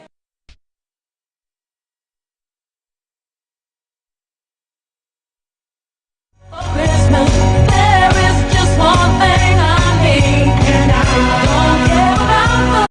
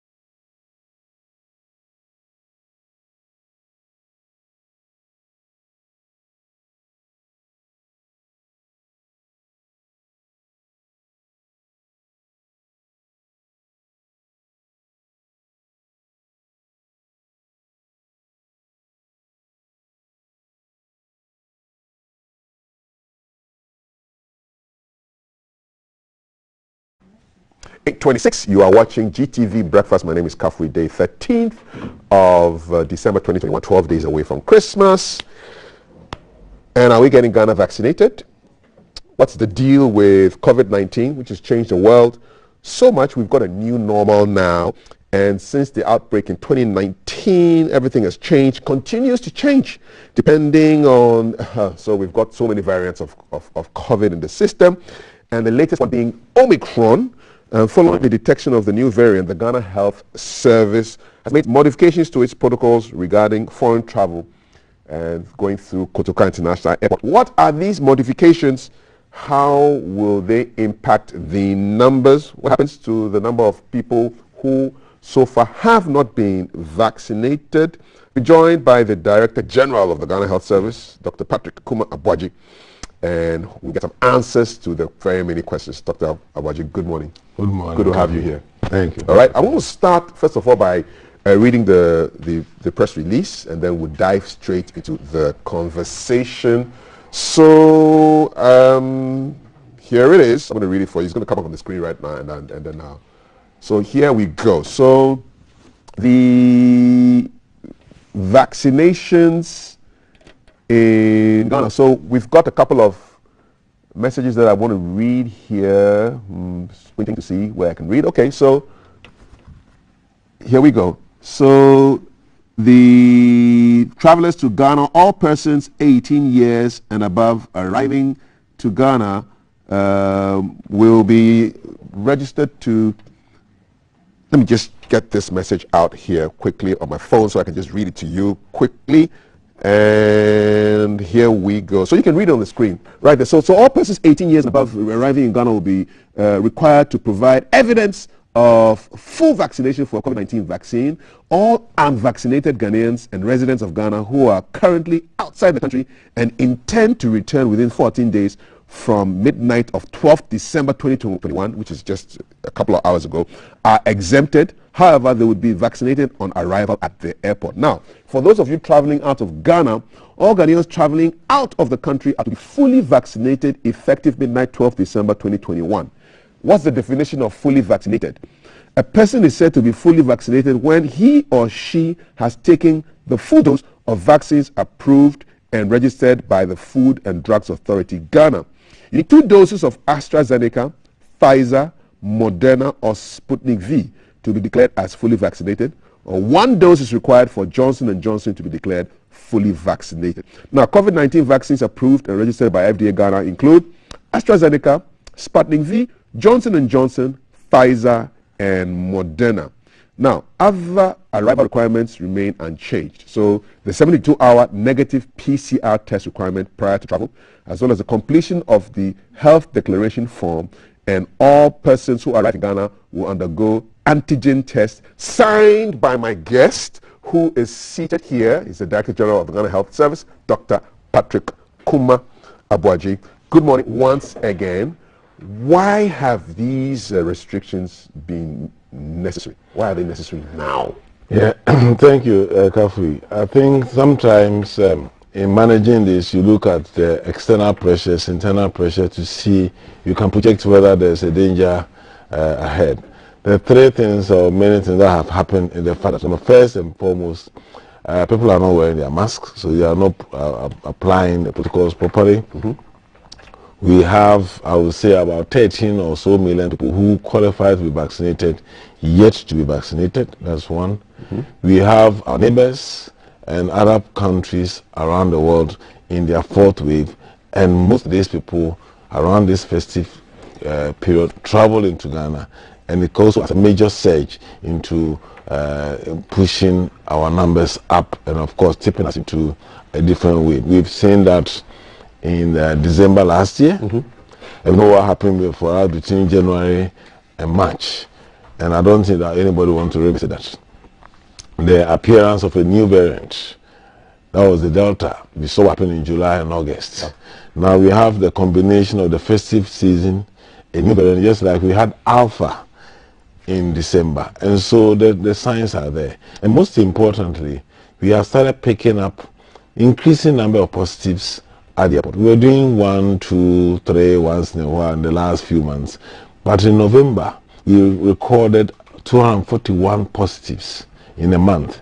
If you go back to 2020, the same period, we saw 168 cases. In December we were doing an average of about 20, and as of yesterday we saw 31 positives at the airport. You see, so these are all signs that we need to be more careful and reduce the number of people coming in. Additional information is the fact that of the people who are testing positive at the airport, 3/4, about 75% of them are unvaccinated. So it means that the people who are vaccinated account for a smaller percentage of the people. So the systems at the airport is not to eliminate any importation, but to reduce and to limit it to the barest minimum. And we felt that putting some of these measures there will limit the importation into the country, because even as you pick up positive, there are people who may be incubating. So they will not show, but they will not show, and they get into town and then we start showing. Do the figures break it down further to say where are these positives coming from? Oh yes, we know which airlines carried who, which countries they are coming from, and so that's the thing. Of last few, we are getting a lot from now, and the West African zone and some Southern African countries are also coming with positives, and now we're seeing some planes from the European continent also coming with positives. You want to punish airlines who bring in people who are unvaccinated? Not us. That is the aviation, and that's the airport company. Listen, you know, ours was the alert, the information. There will be the airline, and then the sanctions that the civil aviation and the airport company will apply to ensure that airlines comply with the ruling that you don't carry anybody who is not fully vaccinated, who has not shown evidence of full vaccination. Are they complying? Well, they so far comply with the PCR negative strictly, and failure of the health declaration form is not too good, but people feel on arrival. So they have so far been complying, and I believe that sanctions have been applied for those who break it. In terms of current COVID-19 cases in Ghana, where do we stand? What's your latest data you have? Well, the latest data, we have an active case load of about 699 in the country. It keeps on swinging up and down, but we've been stagnant around the 700 for a while. We've so far recorded about 131,000 plus cases since the pandemic started. We also have had about 1,240 thereabout deaths so far. What is the contribution of Omicron to these? Well, so far we are yet to measure, but what we know, like I said, that we have picked a lot at the people, those who test positive at the airports. They are all, after testing, you have genomic sequencing for all of them. So it tells us the type of variant that is coming. The last time we checked, last time I put out, we had about 34 of them from the airport. Of course, Delta is still currently the leading variant, and out of the 34, at the time we didn't find any in the community. But recent assessment of community samples has indicated that they've had picked about 7 to 11 Omicron cases within the country. So that's where we are. So we have some in the communities, and we have been picking majority from the airport. So that's where we are. And these are all signs that we need to be very, very careful and tighten not just the airport, but also some of the protocols in country to avert any surge in January. How does it compare in terms of infectiousness and transmissibility with Delta? Well, I think the evidence is not very clear. We're still learning. What we know is that it's more transmissible, transmits faster than Delta. That one is very clear. As to whether it causes severe disease or not, we are still watching. The indications are that from where we have most of the cases in South Africa, they are reporting that it causes mild disease. But you see, the issue is that if Delta causes, say, 20% to be sick, and it affects 1,000 people, it's 200 people. Yeah. But if Delta even if the Omicron makes only 10% sick, and you are getting 3,000. That's a lot of money. A lot of people. so the transmissibility and the disease has a balance, and so you need to still take care, because if more people are affected, then your hospitalization also going to increase, and that's when the pressure and the deaths also start carrying. Okay, we've heard about travel bans from some parts of the world for people. What's the state with Ghana? Are travelers from here banned into any countries? Yeah, I think there are countries that has, I think Korea is not allowing, but they all have, you see, even if it's more by association. Maybe there's a country that they're targeting, but they know that if you target them and we don't add you, the people will come through your country and go. Yeah. So you get targeted. I think India is putting some restrictions on us, and so we there are countries that are also trying. Do those actions surprise you? No, it didn't surprise me, because every country has to find a way of protecting its citizens, and I'm sure people, when they hear about the the requirement of full vaccination to travel, they will not like it, but that's what I will say about people. Okay. We heard a lot about contact tracing, community testing last year, 18 months ago. What's the situation now? Nothing has changed. I keep telling people that we continue to do contact tracing. Contact tracing, our testing policy is simple. When somebody is sick and we test and you test positive, we look for all your contacts. And unlike other countries where they isolate them, we test you and isolate contacts. And so if you have 10 cases, then it's their contacts that you have. In the early phase of the surge, we had about 10 to 11 contacts, average 10 to 11 contacts per case. So even if it remains the same now, what it means is that if you have 10 cases, you may be looking for about 100 contacts to test. And that's what is happening. So as the numbers go up, more contacts come in, and so you see more tests coming up. So if you're having fewer numbers, currently, the last report about 13 regions did not report any case. We have a bit in Accra, Kumasi, and I think one other region. And so that's where the contacts will come in. Where there's an outbreak, we can do suspected outbreak, we can do some mass testing, but that one is on specific basis based on what is happening. Either in the hospital or in the school, we can decide that we have seen 2 kids in this school positive, but looking at the kind of environment they live in, let's do some sweep and do a test and see whether there's anybody carrying one, just like we did in Achimota. So those are our policies. So depending on the situation, we tell how many contacts we trace and how many tests we done. All right. I've been joined by Dr. Patrick Kumar-Abuaji. He's the Director General of the Ghana Health Service. We're looking at COVID-19 Omicron, getting Ghana tested. You can send us your messages, 055-556-1034. I'll read as many of them as I can while the doctor is here. So now, for somebody who just missed the release from Ghana Health Service, so if you're flying into Ghana, what should you have done for you to be allowed to enter this country? Number one, you have to do your PCR negative test. You have to fill the health declaration form. That health declaration form tells us about you, your passport number, the last 14 days, which countries have you visited, so that we can do a risk assessment to see your risk profile. And then, of course, when you get here, we take your temperature. But now, you have to be fully vaccinated. If you are, of course, if you are non-Ghanaian, you have to be fully vaccinated. If you are Ghanaian who has just gone out, resident in Ghana or anybody resident in Ghana, and you are returning within 14 days, we will exempt you from the full vaccination. But some of them will be offered vaccination on arrival. Now, based on some of the challenges the airlines were going to have with the timeline, we shifted it from the 12th to the 14th. So it's 14th, and then the deadline will be 28th. So that's what the EI would eventually come up to enforce. And so from tomorrow, that's when it kicks in. But you cannot come unless you're fully vaccinated. And the age is from 18 years 18 years and above. 18 years because above. Most countries are only vaccinating from 18 and above. Very few countries are vaccinating below. Probably in Africa, one of a few countries like us, we are doing up to 15 now with Pfizer. Okay. Now, for those who are leaving Ghana, does anything change? Yes. You also have to be fully vaccinated to leave. I mean, if you don't want to import, you also don't want to export.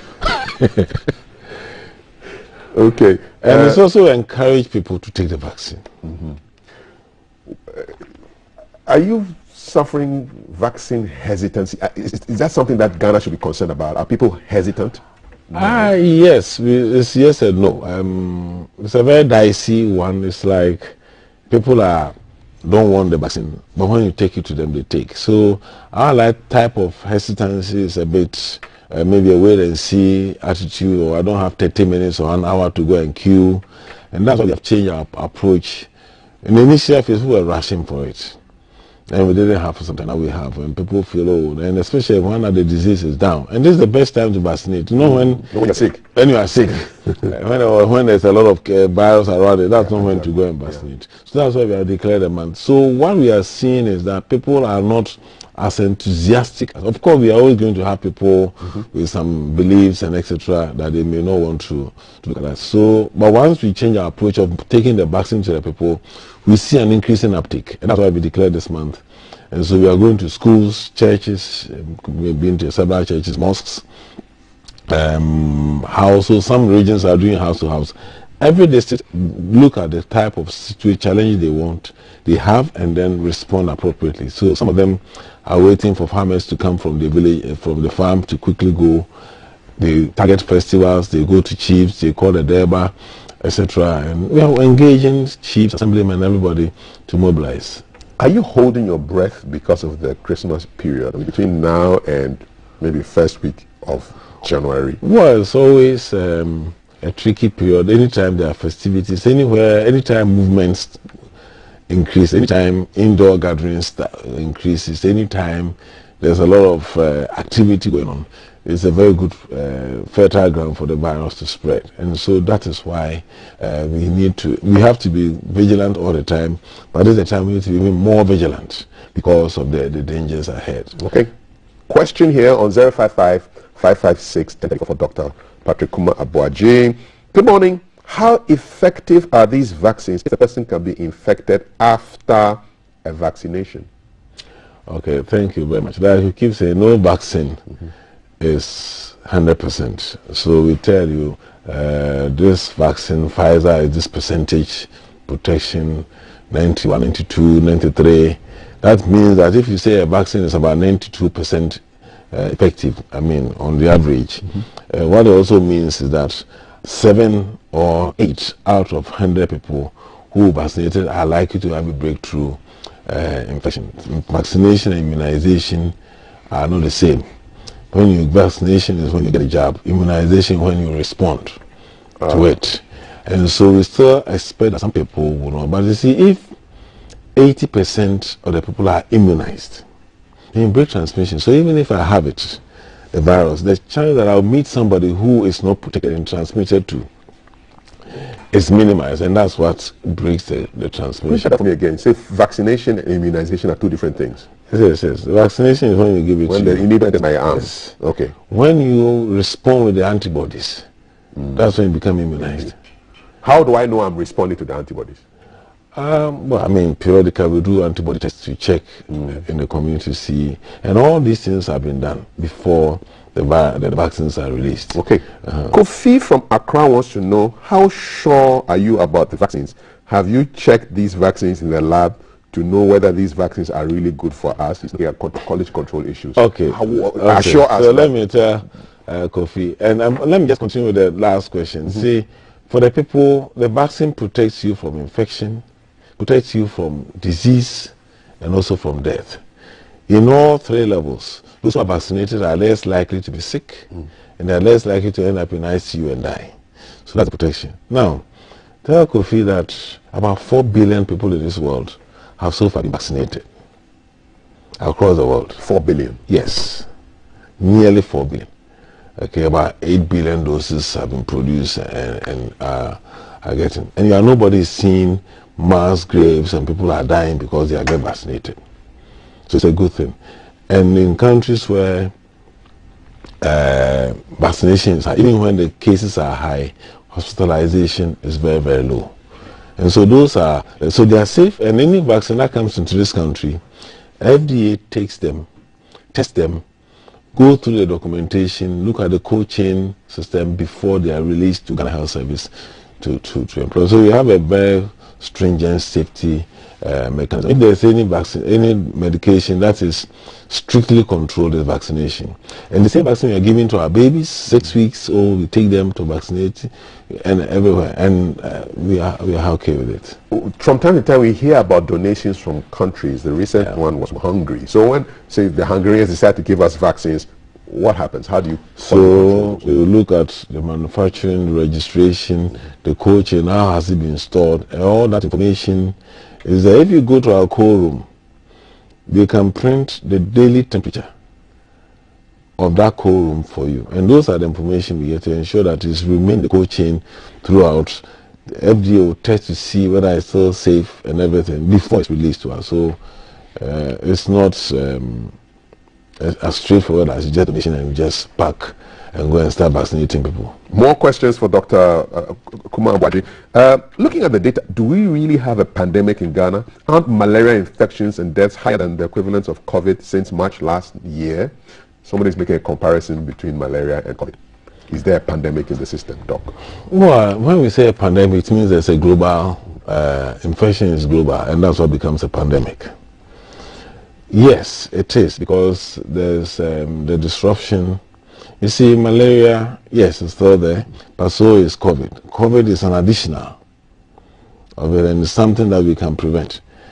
Secondly, the disruption that COVID causes, malaria comes nowhere near it. We can't meet each other, you can't go to church, you can't do this. These are all affecting the economy, etc. So the effect is not just health, but also our social and economic life is affected by it. So it's really very serious. I'm sure you don't need anybody to tell you what COVID has done to Ghana and the rest of the world. So they are not the same. We're still going to have, and mind you, we're still dealing with malaria. And so if you have an additional problem, definitely affect your essential services. Last 2020, we lost grounds on some. The first 2 quarters of 2020, we lost grounds in terms of the essential services. Essential services are the other services like maternal, child health, immunization, etc. The things you normally will have to do, because the same health workers are being, attention is being moved from one area to another. But we're very fast in trying to set systems to ensure that we keep it. Last year we lost small grounds, but this year we are okay. We are able to manage both the COVID and make sure our essential services remain afloat. And so those are the dangers that, even though malaria causes problems, if COVID is not tackled, you're going to have more problems for malaria, meningitis, and any other disease. So you don't want COVID to be added to malaria and all the other diseases. Because you still have to deal with them. Indeed. 055-556-1034. More questions for Dr. Boaji. This is Lawrence from Taifa. So there's in addition to the pandemic, there's also an infodemic. There's a lot of information out there on social media. And how are you handling that? I mean, I just saw some allegation that Bill Gates had confessed that COVID-19 vaccines should be withdrawn. There's so much. How do you handle all that this information going around, which will prevent people from taking? I don't know how. I think probably there's also another epidemic of information, and that's another problem. That everybody can sit in their bedroom, concoct any story, put it on social media, and people will listen. We listen to those things. If you come to emergency operating center, we have a system that listens to what people are talking about, what ages they are they males or female, and then we also channel our discussions and our responses to that. We have our own social media handle that periodically put out information. It's ready to respond to all those things, but also put the right information out for people to discern, people to see the difference between. Some people are writing this when they are fully vaccinated. So we need to be very careful. So check out Ghana Health Service across social media, on Twitter. I follow them on Twitter. You should do it as well, because that's where the information is. A couple more messages for you before we let you go. 055-556-1034. People are sending me all kinds of messages. The doctor commits suicide rather than give COVID vaccinations. Links. We need to verify all of these things before we bring them through. But we thank you for getting through to us. This month, I know, has been declared a vaccination month. How's that going? How's that going to be achieved? Yeah, so far it's moving all right. We need to encourage more people to make themselves available. We are ready with the supply side. The demand side has to also respond, and that's why we also need the media to help other people to not listen to some of these concocted stories about vaccine will turn you into a woman, a man, and all those things, to ensure that protect yourself and protect the family. We are going to move early this week into a campaign mode, so that when we say campaign mode, which means that you see a lot of them around, just like we do polio immunization, national immunization days. We are trying to move in that, to do a couple of days of that, to be able to ramp up. That because in January, as the minister said, there will be mandates, which means that there are certain things you cannot do, or certain areas you cannot do if you are not vaccinated. And so people to take advantage of this window. Okay, and so that brings me to my next question. So the COVID card is almost going to be like some kind of a second passport within the country. You don't have that card to show that you're fully vaccinated. Where will you be locked out of? Well, I mean, so we have locations like the stadium indoor restaurants, indoor dining, schools. You can't go to school. You can't go to school? Yeah, I mean, teachers and students. Yeah. Especially 18 and above. But 15 and above. For the secondary schools, we are giving, that's why we are giving 15-year-olds that it will be a requirement that you should be fully vaccinated before you come to it. All government workers, including GBC staff, will be affected because we've made offer to government staff, everybody, to get vaccinated. So this is an opportunity. Otherwise, when, I don't know when the minister will announce, but when the minister announces, what it means then that you cannot even show up. And in this country, there are companies where if you are not vaccinated, you can't come to work. And we're also encouraging corporate bodies to encourage people because it disrupts their work. One person is positive and everybody has to go home because you were with them yesterday, you were in the dining hall with them. So they have to trace you. They have to trace you and everyone has to stay home until they test for 10 days before they can come back. That is very disruptive. So I think it's something that we need to. So that will come and so people will have to take. So those are venues and people. So those are the areas and all commercial drivers are also expected. Trotro drivers, taxi drivers. Yeah. Because I mean, if you're a trotro driver and you are carrying 100 people or 200 people a day, there's a risk to you if one of the 200 infects you. But if you are infected and you are not protected, there is a major risk to the population because you are carrying people up and down. How about domestic flights? Flights within Ghana, Accra, Kumasi, Accra, Ho. Would you have to have passengers ensure that they are double vaccinated before they jump on the planes? We are looking at all other things. These are examples of what the minister came up with. These are all things that we could also look at. It depends on the risk profile and the fact that people have had the opportunity. What we don't want a situation is, okay, we've just vaccinated few people and then bring a mandate. That's not be fair. But once there's enough people and there's enough opportunity, like somebody coming from UK or US who says he doesn't want to vaccinate and he wants to come to Ghana, it's a problem because you have vaccines available to you for a year. You know, and we have 13 million people not vaccinated. So of course we cannot. So you have to look at all that in probably the minister coming up with whatever mandate that will be appropriate. That will also be seen not to be unfair. Do we have enough vaccines? Yes, we do. At least for now we have a lot of vaccines. We have more than 8 to 10 million in stock that we have moved around the regions. We are expecting about 10 more million coming in. And so 13 million, you would need at least some 20 million plus for people to be double vaccinated. Is that it? Is that the situation? Yes, yes. And we also have a lot of Johnson & Johnson, which is a single dose. Yes, so that also takes the numbers up. Okay. Will there be punishments for people who don't get vaccinated? That will come from the minister when they develop the new executive instrument. Okay. So whatever decisions are made, but in UK and other places there are fines and people are fined. What does the data show around the world with respect to vaccine mandates, effectiveness? Who are doing well with these things? Well, I mean, there are many countries where you can go to stadium. And so if you see English Premier playing and you see the stadium full, don't think they just open the gate. Everybody in there is fully vaccinated. And I think you do a lateral flow test before you enter the pitch in the day. So there are many areas that they are doing. There are some corporate bodies that you have to do. There are many places that if you are not vaccinated, you cannot come to school. And even some PTAs and the schools are able to come up with their own mandate. So it varies. And I think there are countries like, I think Austria or Belgium, Austria, which has given February, March, UK has given March, 1st March, at the day that they also kick in their compulsory, I mean not necessarily compulsory vaccination. There are many restrictions. To you, Israel did it.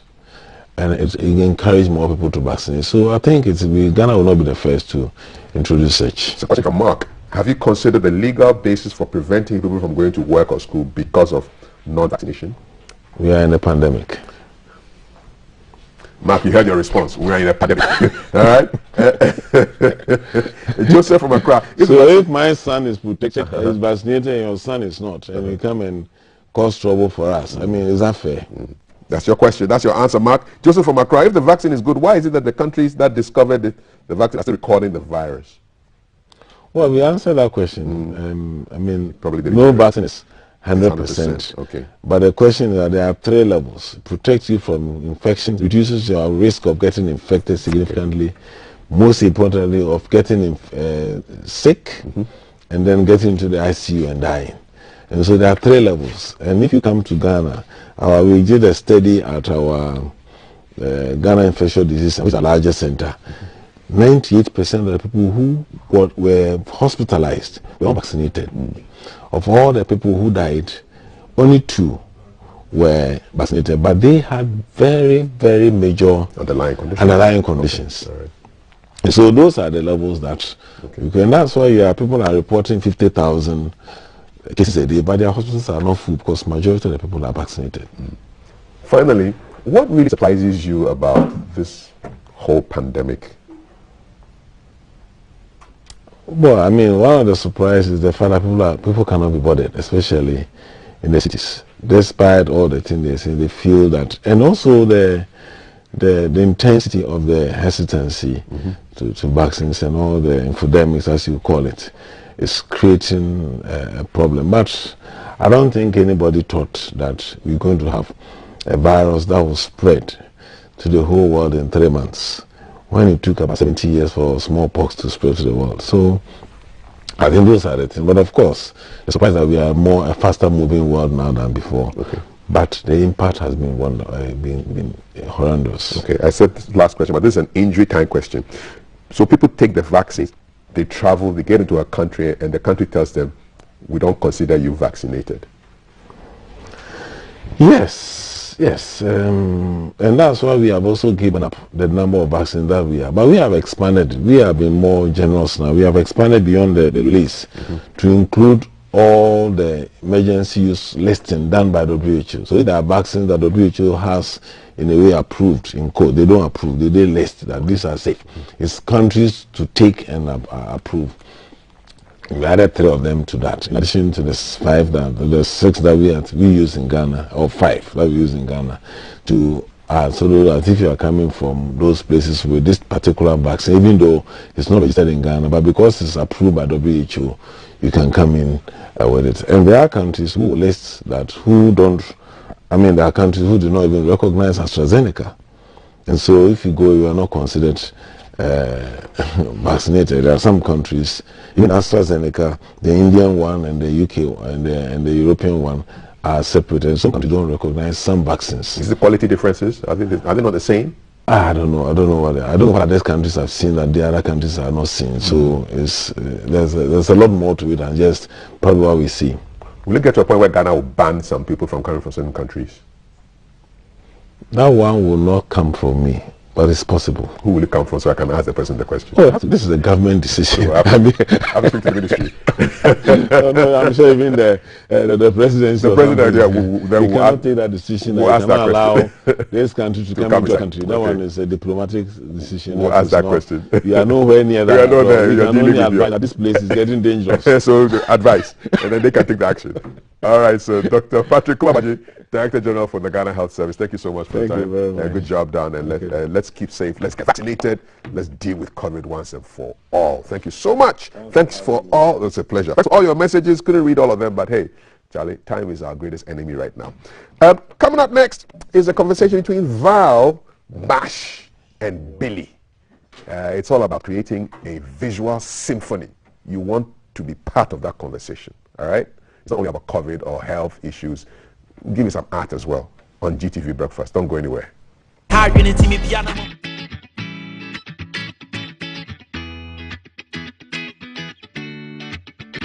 Coming live from the capital, this is the Breakfast Show.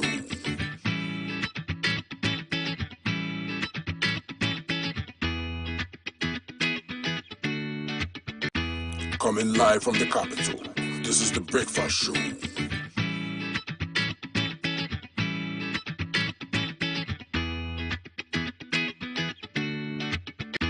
Coming live from the capital, this is the Breakfast Show.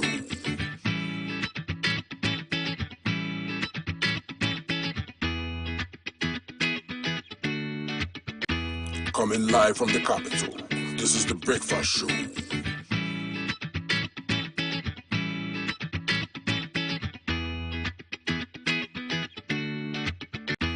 Coming live from the capital. This is the Breakfast Show.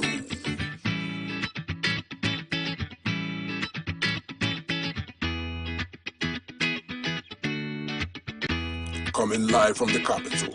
This is the Breakfast Show.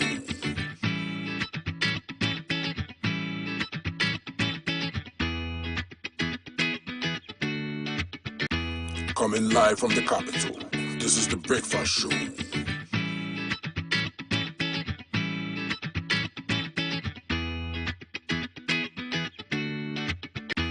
Coming live from the capital. This is the Breakfast Show.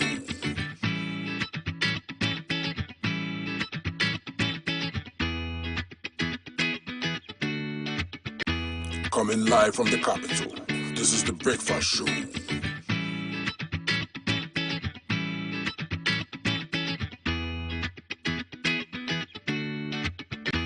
Coming live from the capital. This is the Breakfast Show.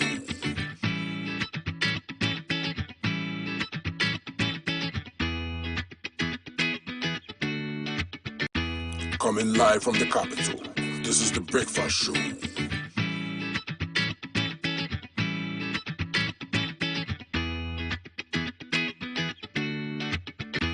Coming live from the capital. This is the Breakfast Show.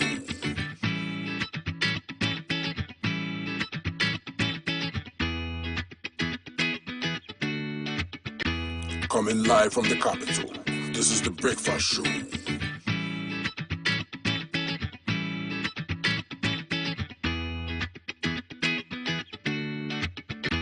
Coming live from the capital. This is the Breakfast Show.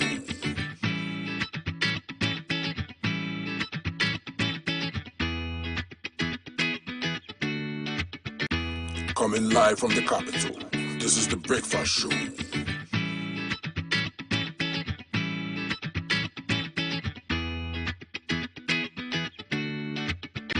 Coming live from the capital.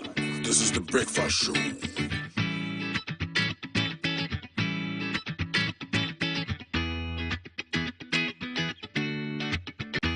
Coming live from the capital.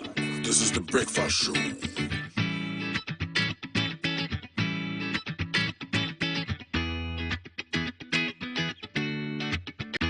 Coming live from the capital. This is the Breakfast Show.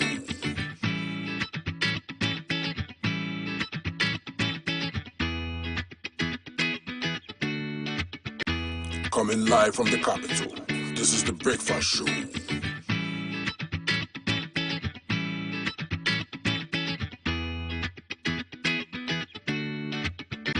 Coming live from the capital.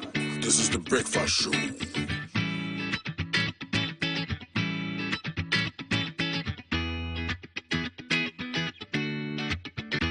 Coming live from the capital. This is the Breakfast Show.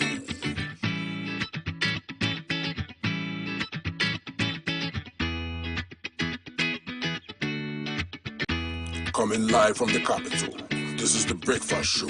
When we come back, we are going to meet my guest who goes by the name BBB. That's how he signs his art. So take a quick break.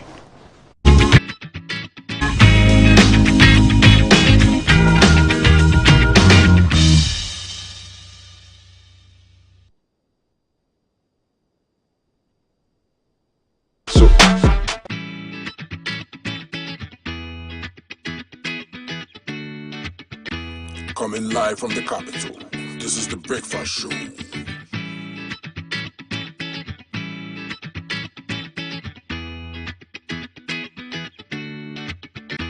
Coming live from the capital. This is the Breakfast Show.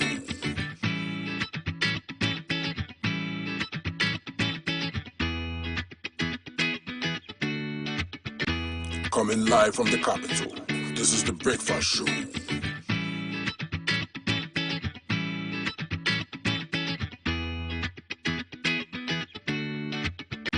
Coming live from the capital. This is the Breakfast Show. Welcome guys. And so, like I said, we're going to be talking art. So there's an art piece on my left and it's going for $25,000 US. This one is going for $25,000 US dollars, and the smaller one is going for $15,000 US dollars. And the guy responsible for putting this beautiful, colorful piece together is BBB, Billy Bafo-Body, and he is on my far left. And then his manager and part of his management team is Bashiru Tahiru. And these gentlemen are going to be talking to me about art and why this piece is particularly so expensive. But guess what? Our artist sold a piece for $150,000 US dollars in the United States. So my artist is a rich guy, so we are going to talk to him about art. Welcome guys to the studios of GTV Breakfast. I'm going to start with you. I'm going to be the golden boy now, let him just chill. Right. I'm going to start with you, Bashiru. How were we able, how was your team able to break international barriers? Just Billy has been known in the limelight for breaking those barriers with his colors. That's correct. There are lots of artists in Ghana too, but why Billy, and what makes his work stand out? Billy's painting is very, very unique. Okay. It's very, very unique. So basically, I have partners in the United States. PJ Kev, who is one of the biggest event organizers in America. So I spoke to him about Billy. I saw Billy's painting. I was like, I have this guy, very, very incredible. So he asked me for a sample of his pieces. So I sent it to him, and he was like, Bash, this is fire. This way, he says that way. So PJ Kev, I give him all the credit. Thank you, He's PJ. a man, yes. So obviously, he extended that invitation for Billy's work to come to the United States for this Miami Abazo exhibition. And we went there, and then it was crazy. So who bought the art piece, the 150,000 art piece? Who bought that? He has, PJ Kev, he's a private plane charter guy, so he has loads of rich people on his portfolio. So one of them called him, I don't know which one particularly, but obviously he has the portfolio of rich people that are able to come on his platform. Yeah, right. So are you like a permanent collector of artists, or you just deal with only Billy? No, I'm just permanent collector of an artist, yeah. So for different artists? Yes, please. So then my question to you is, right, most of your artworks or the arts that you collect, you sell it outside the shores of Ghana? That's correct, yes. Why? Because that's where I've established my contacts. That's where all my contacts are, basically. But obviously, I'm trying to break into Ghana as well. I need to.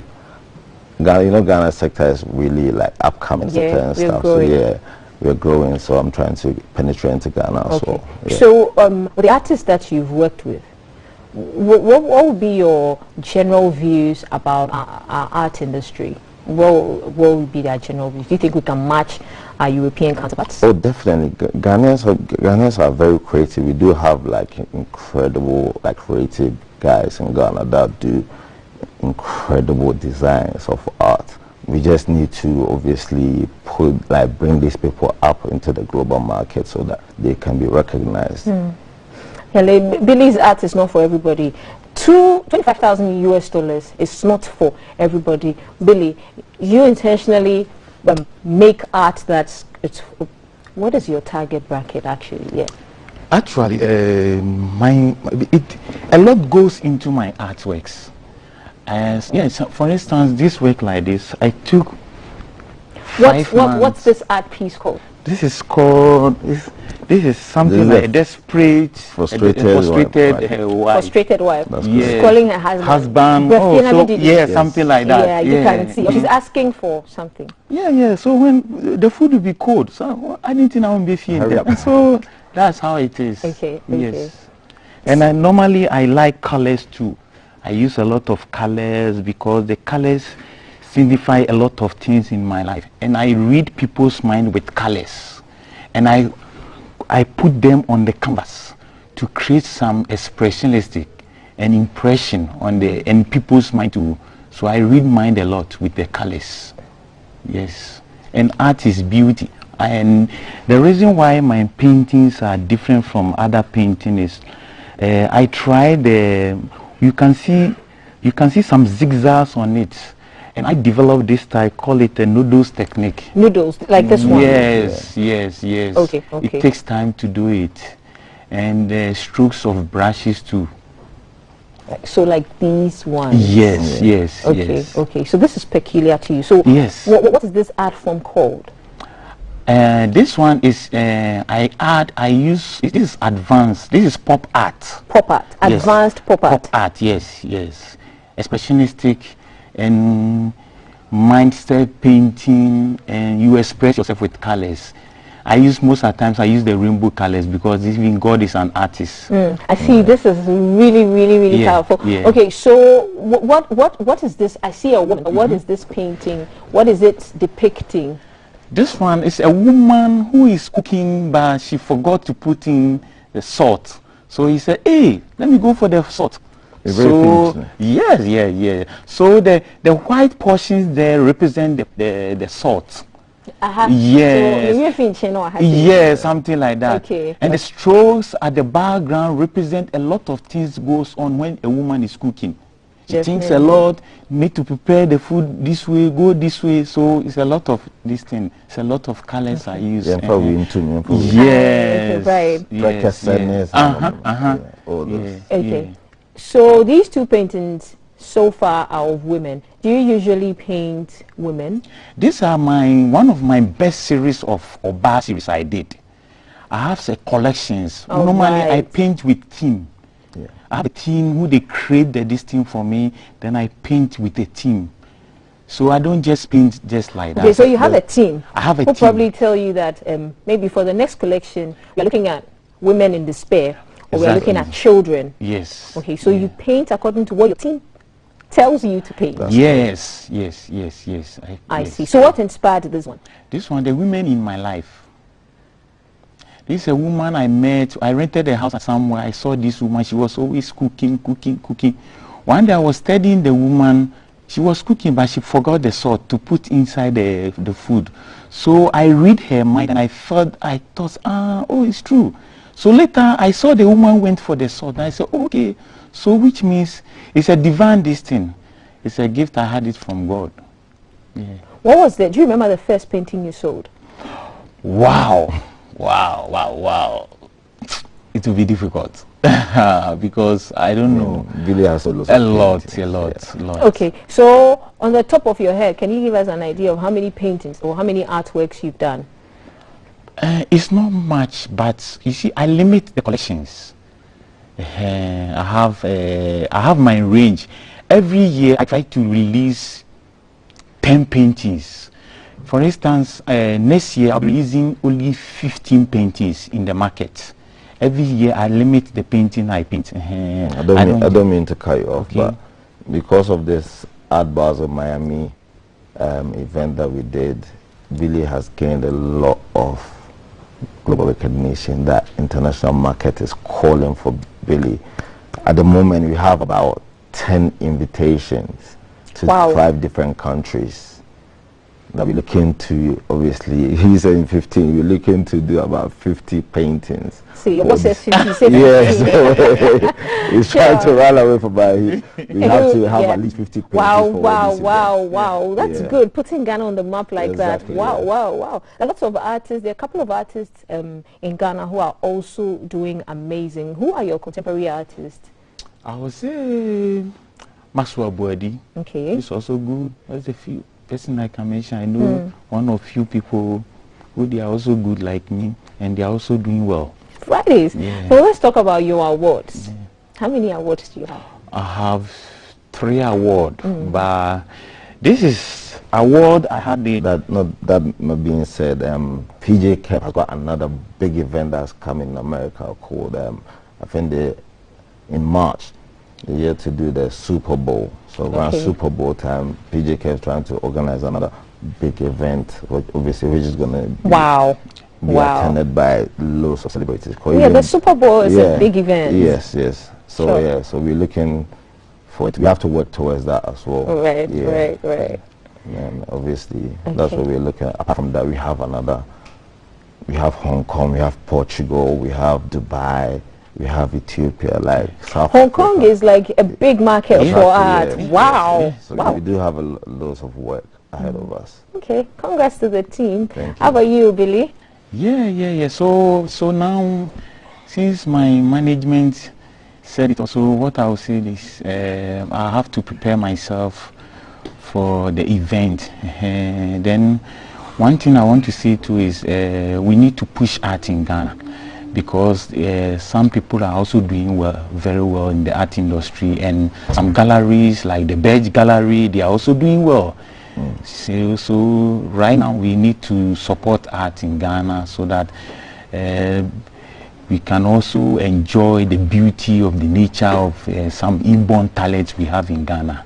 Right. I mean, PJ Kev is even coming into Ghana in a couple of weeks, about 2 weeks, and we're looking to assess the Ghanaian market to find, obviously, good artists, creative guys, and that will be willing to obviously take them up to show their work in the international market. That's good news for other artists. Where do we find on social media if people want to have further engagements with your team? Right.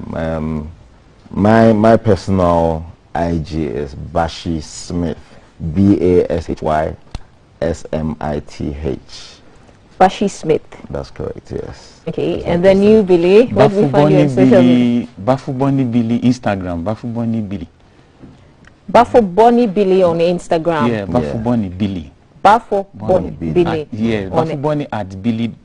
No, at Bonnie Bafu Billy. Yes. The artist is confused. Yeah, that's fine. Thank you for passing through. We are wishing you success. And hey, when there are events and other exhibitions coming up, call on our team and we'll be there. Thank you, Bashiru. Thank you so for much. doing amazing for Billy. Thank you, Billy, for putting and inspiring a lot of young artists in Ghana's name on the map.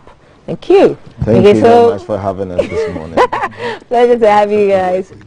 Thank you, please. Christmas is just beginning for us. We've started. Oh, where my own for me? Where my own for me? So, okay. For stand. Yeah. But where's ours? I will lower myself to your level. To my level, yeah. Your cute level. But where's ours though? You left us out. Good question. In the spirit of Christmas, Merry Christmas. Merry Christmas. But you have to mask up. Mask up. You so do have a mask. That's the slogan for this Christmas. Okay, when somebody says up. Merry Christmas, just say mask up. Okay.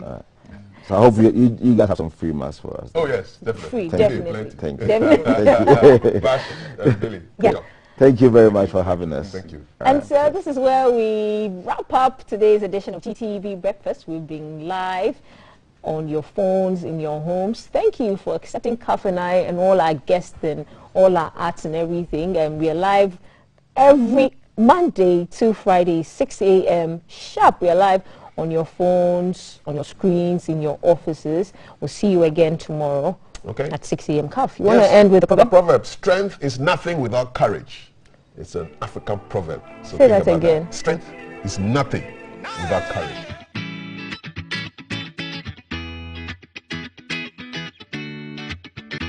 Coming live from the capital, this is the Breakfast Show.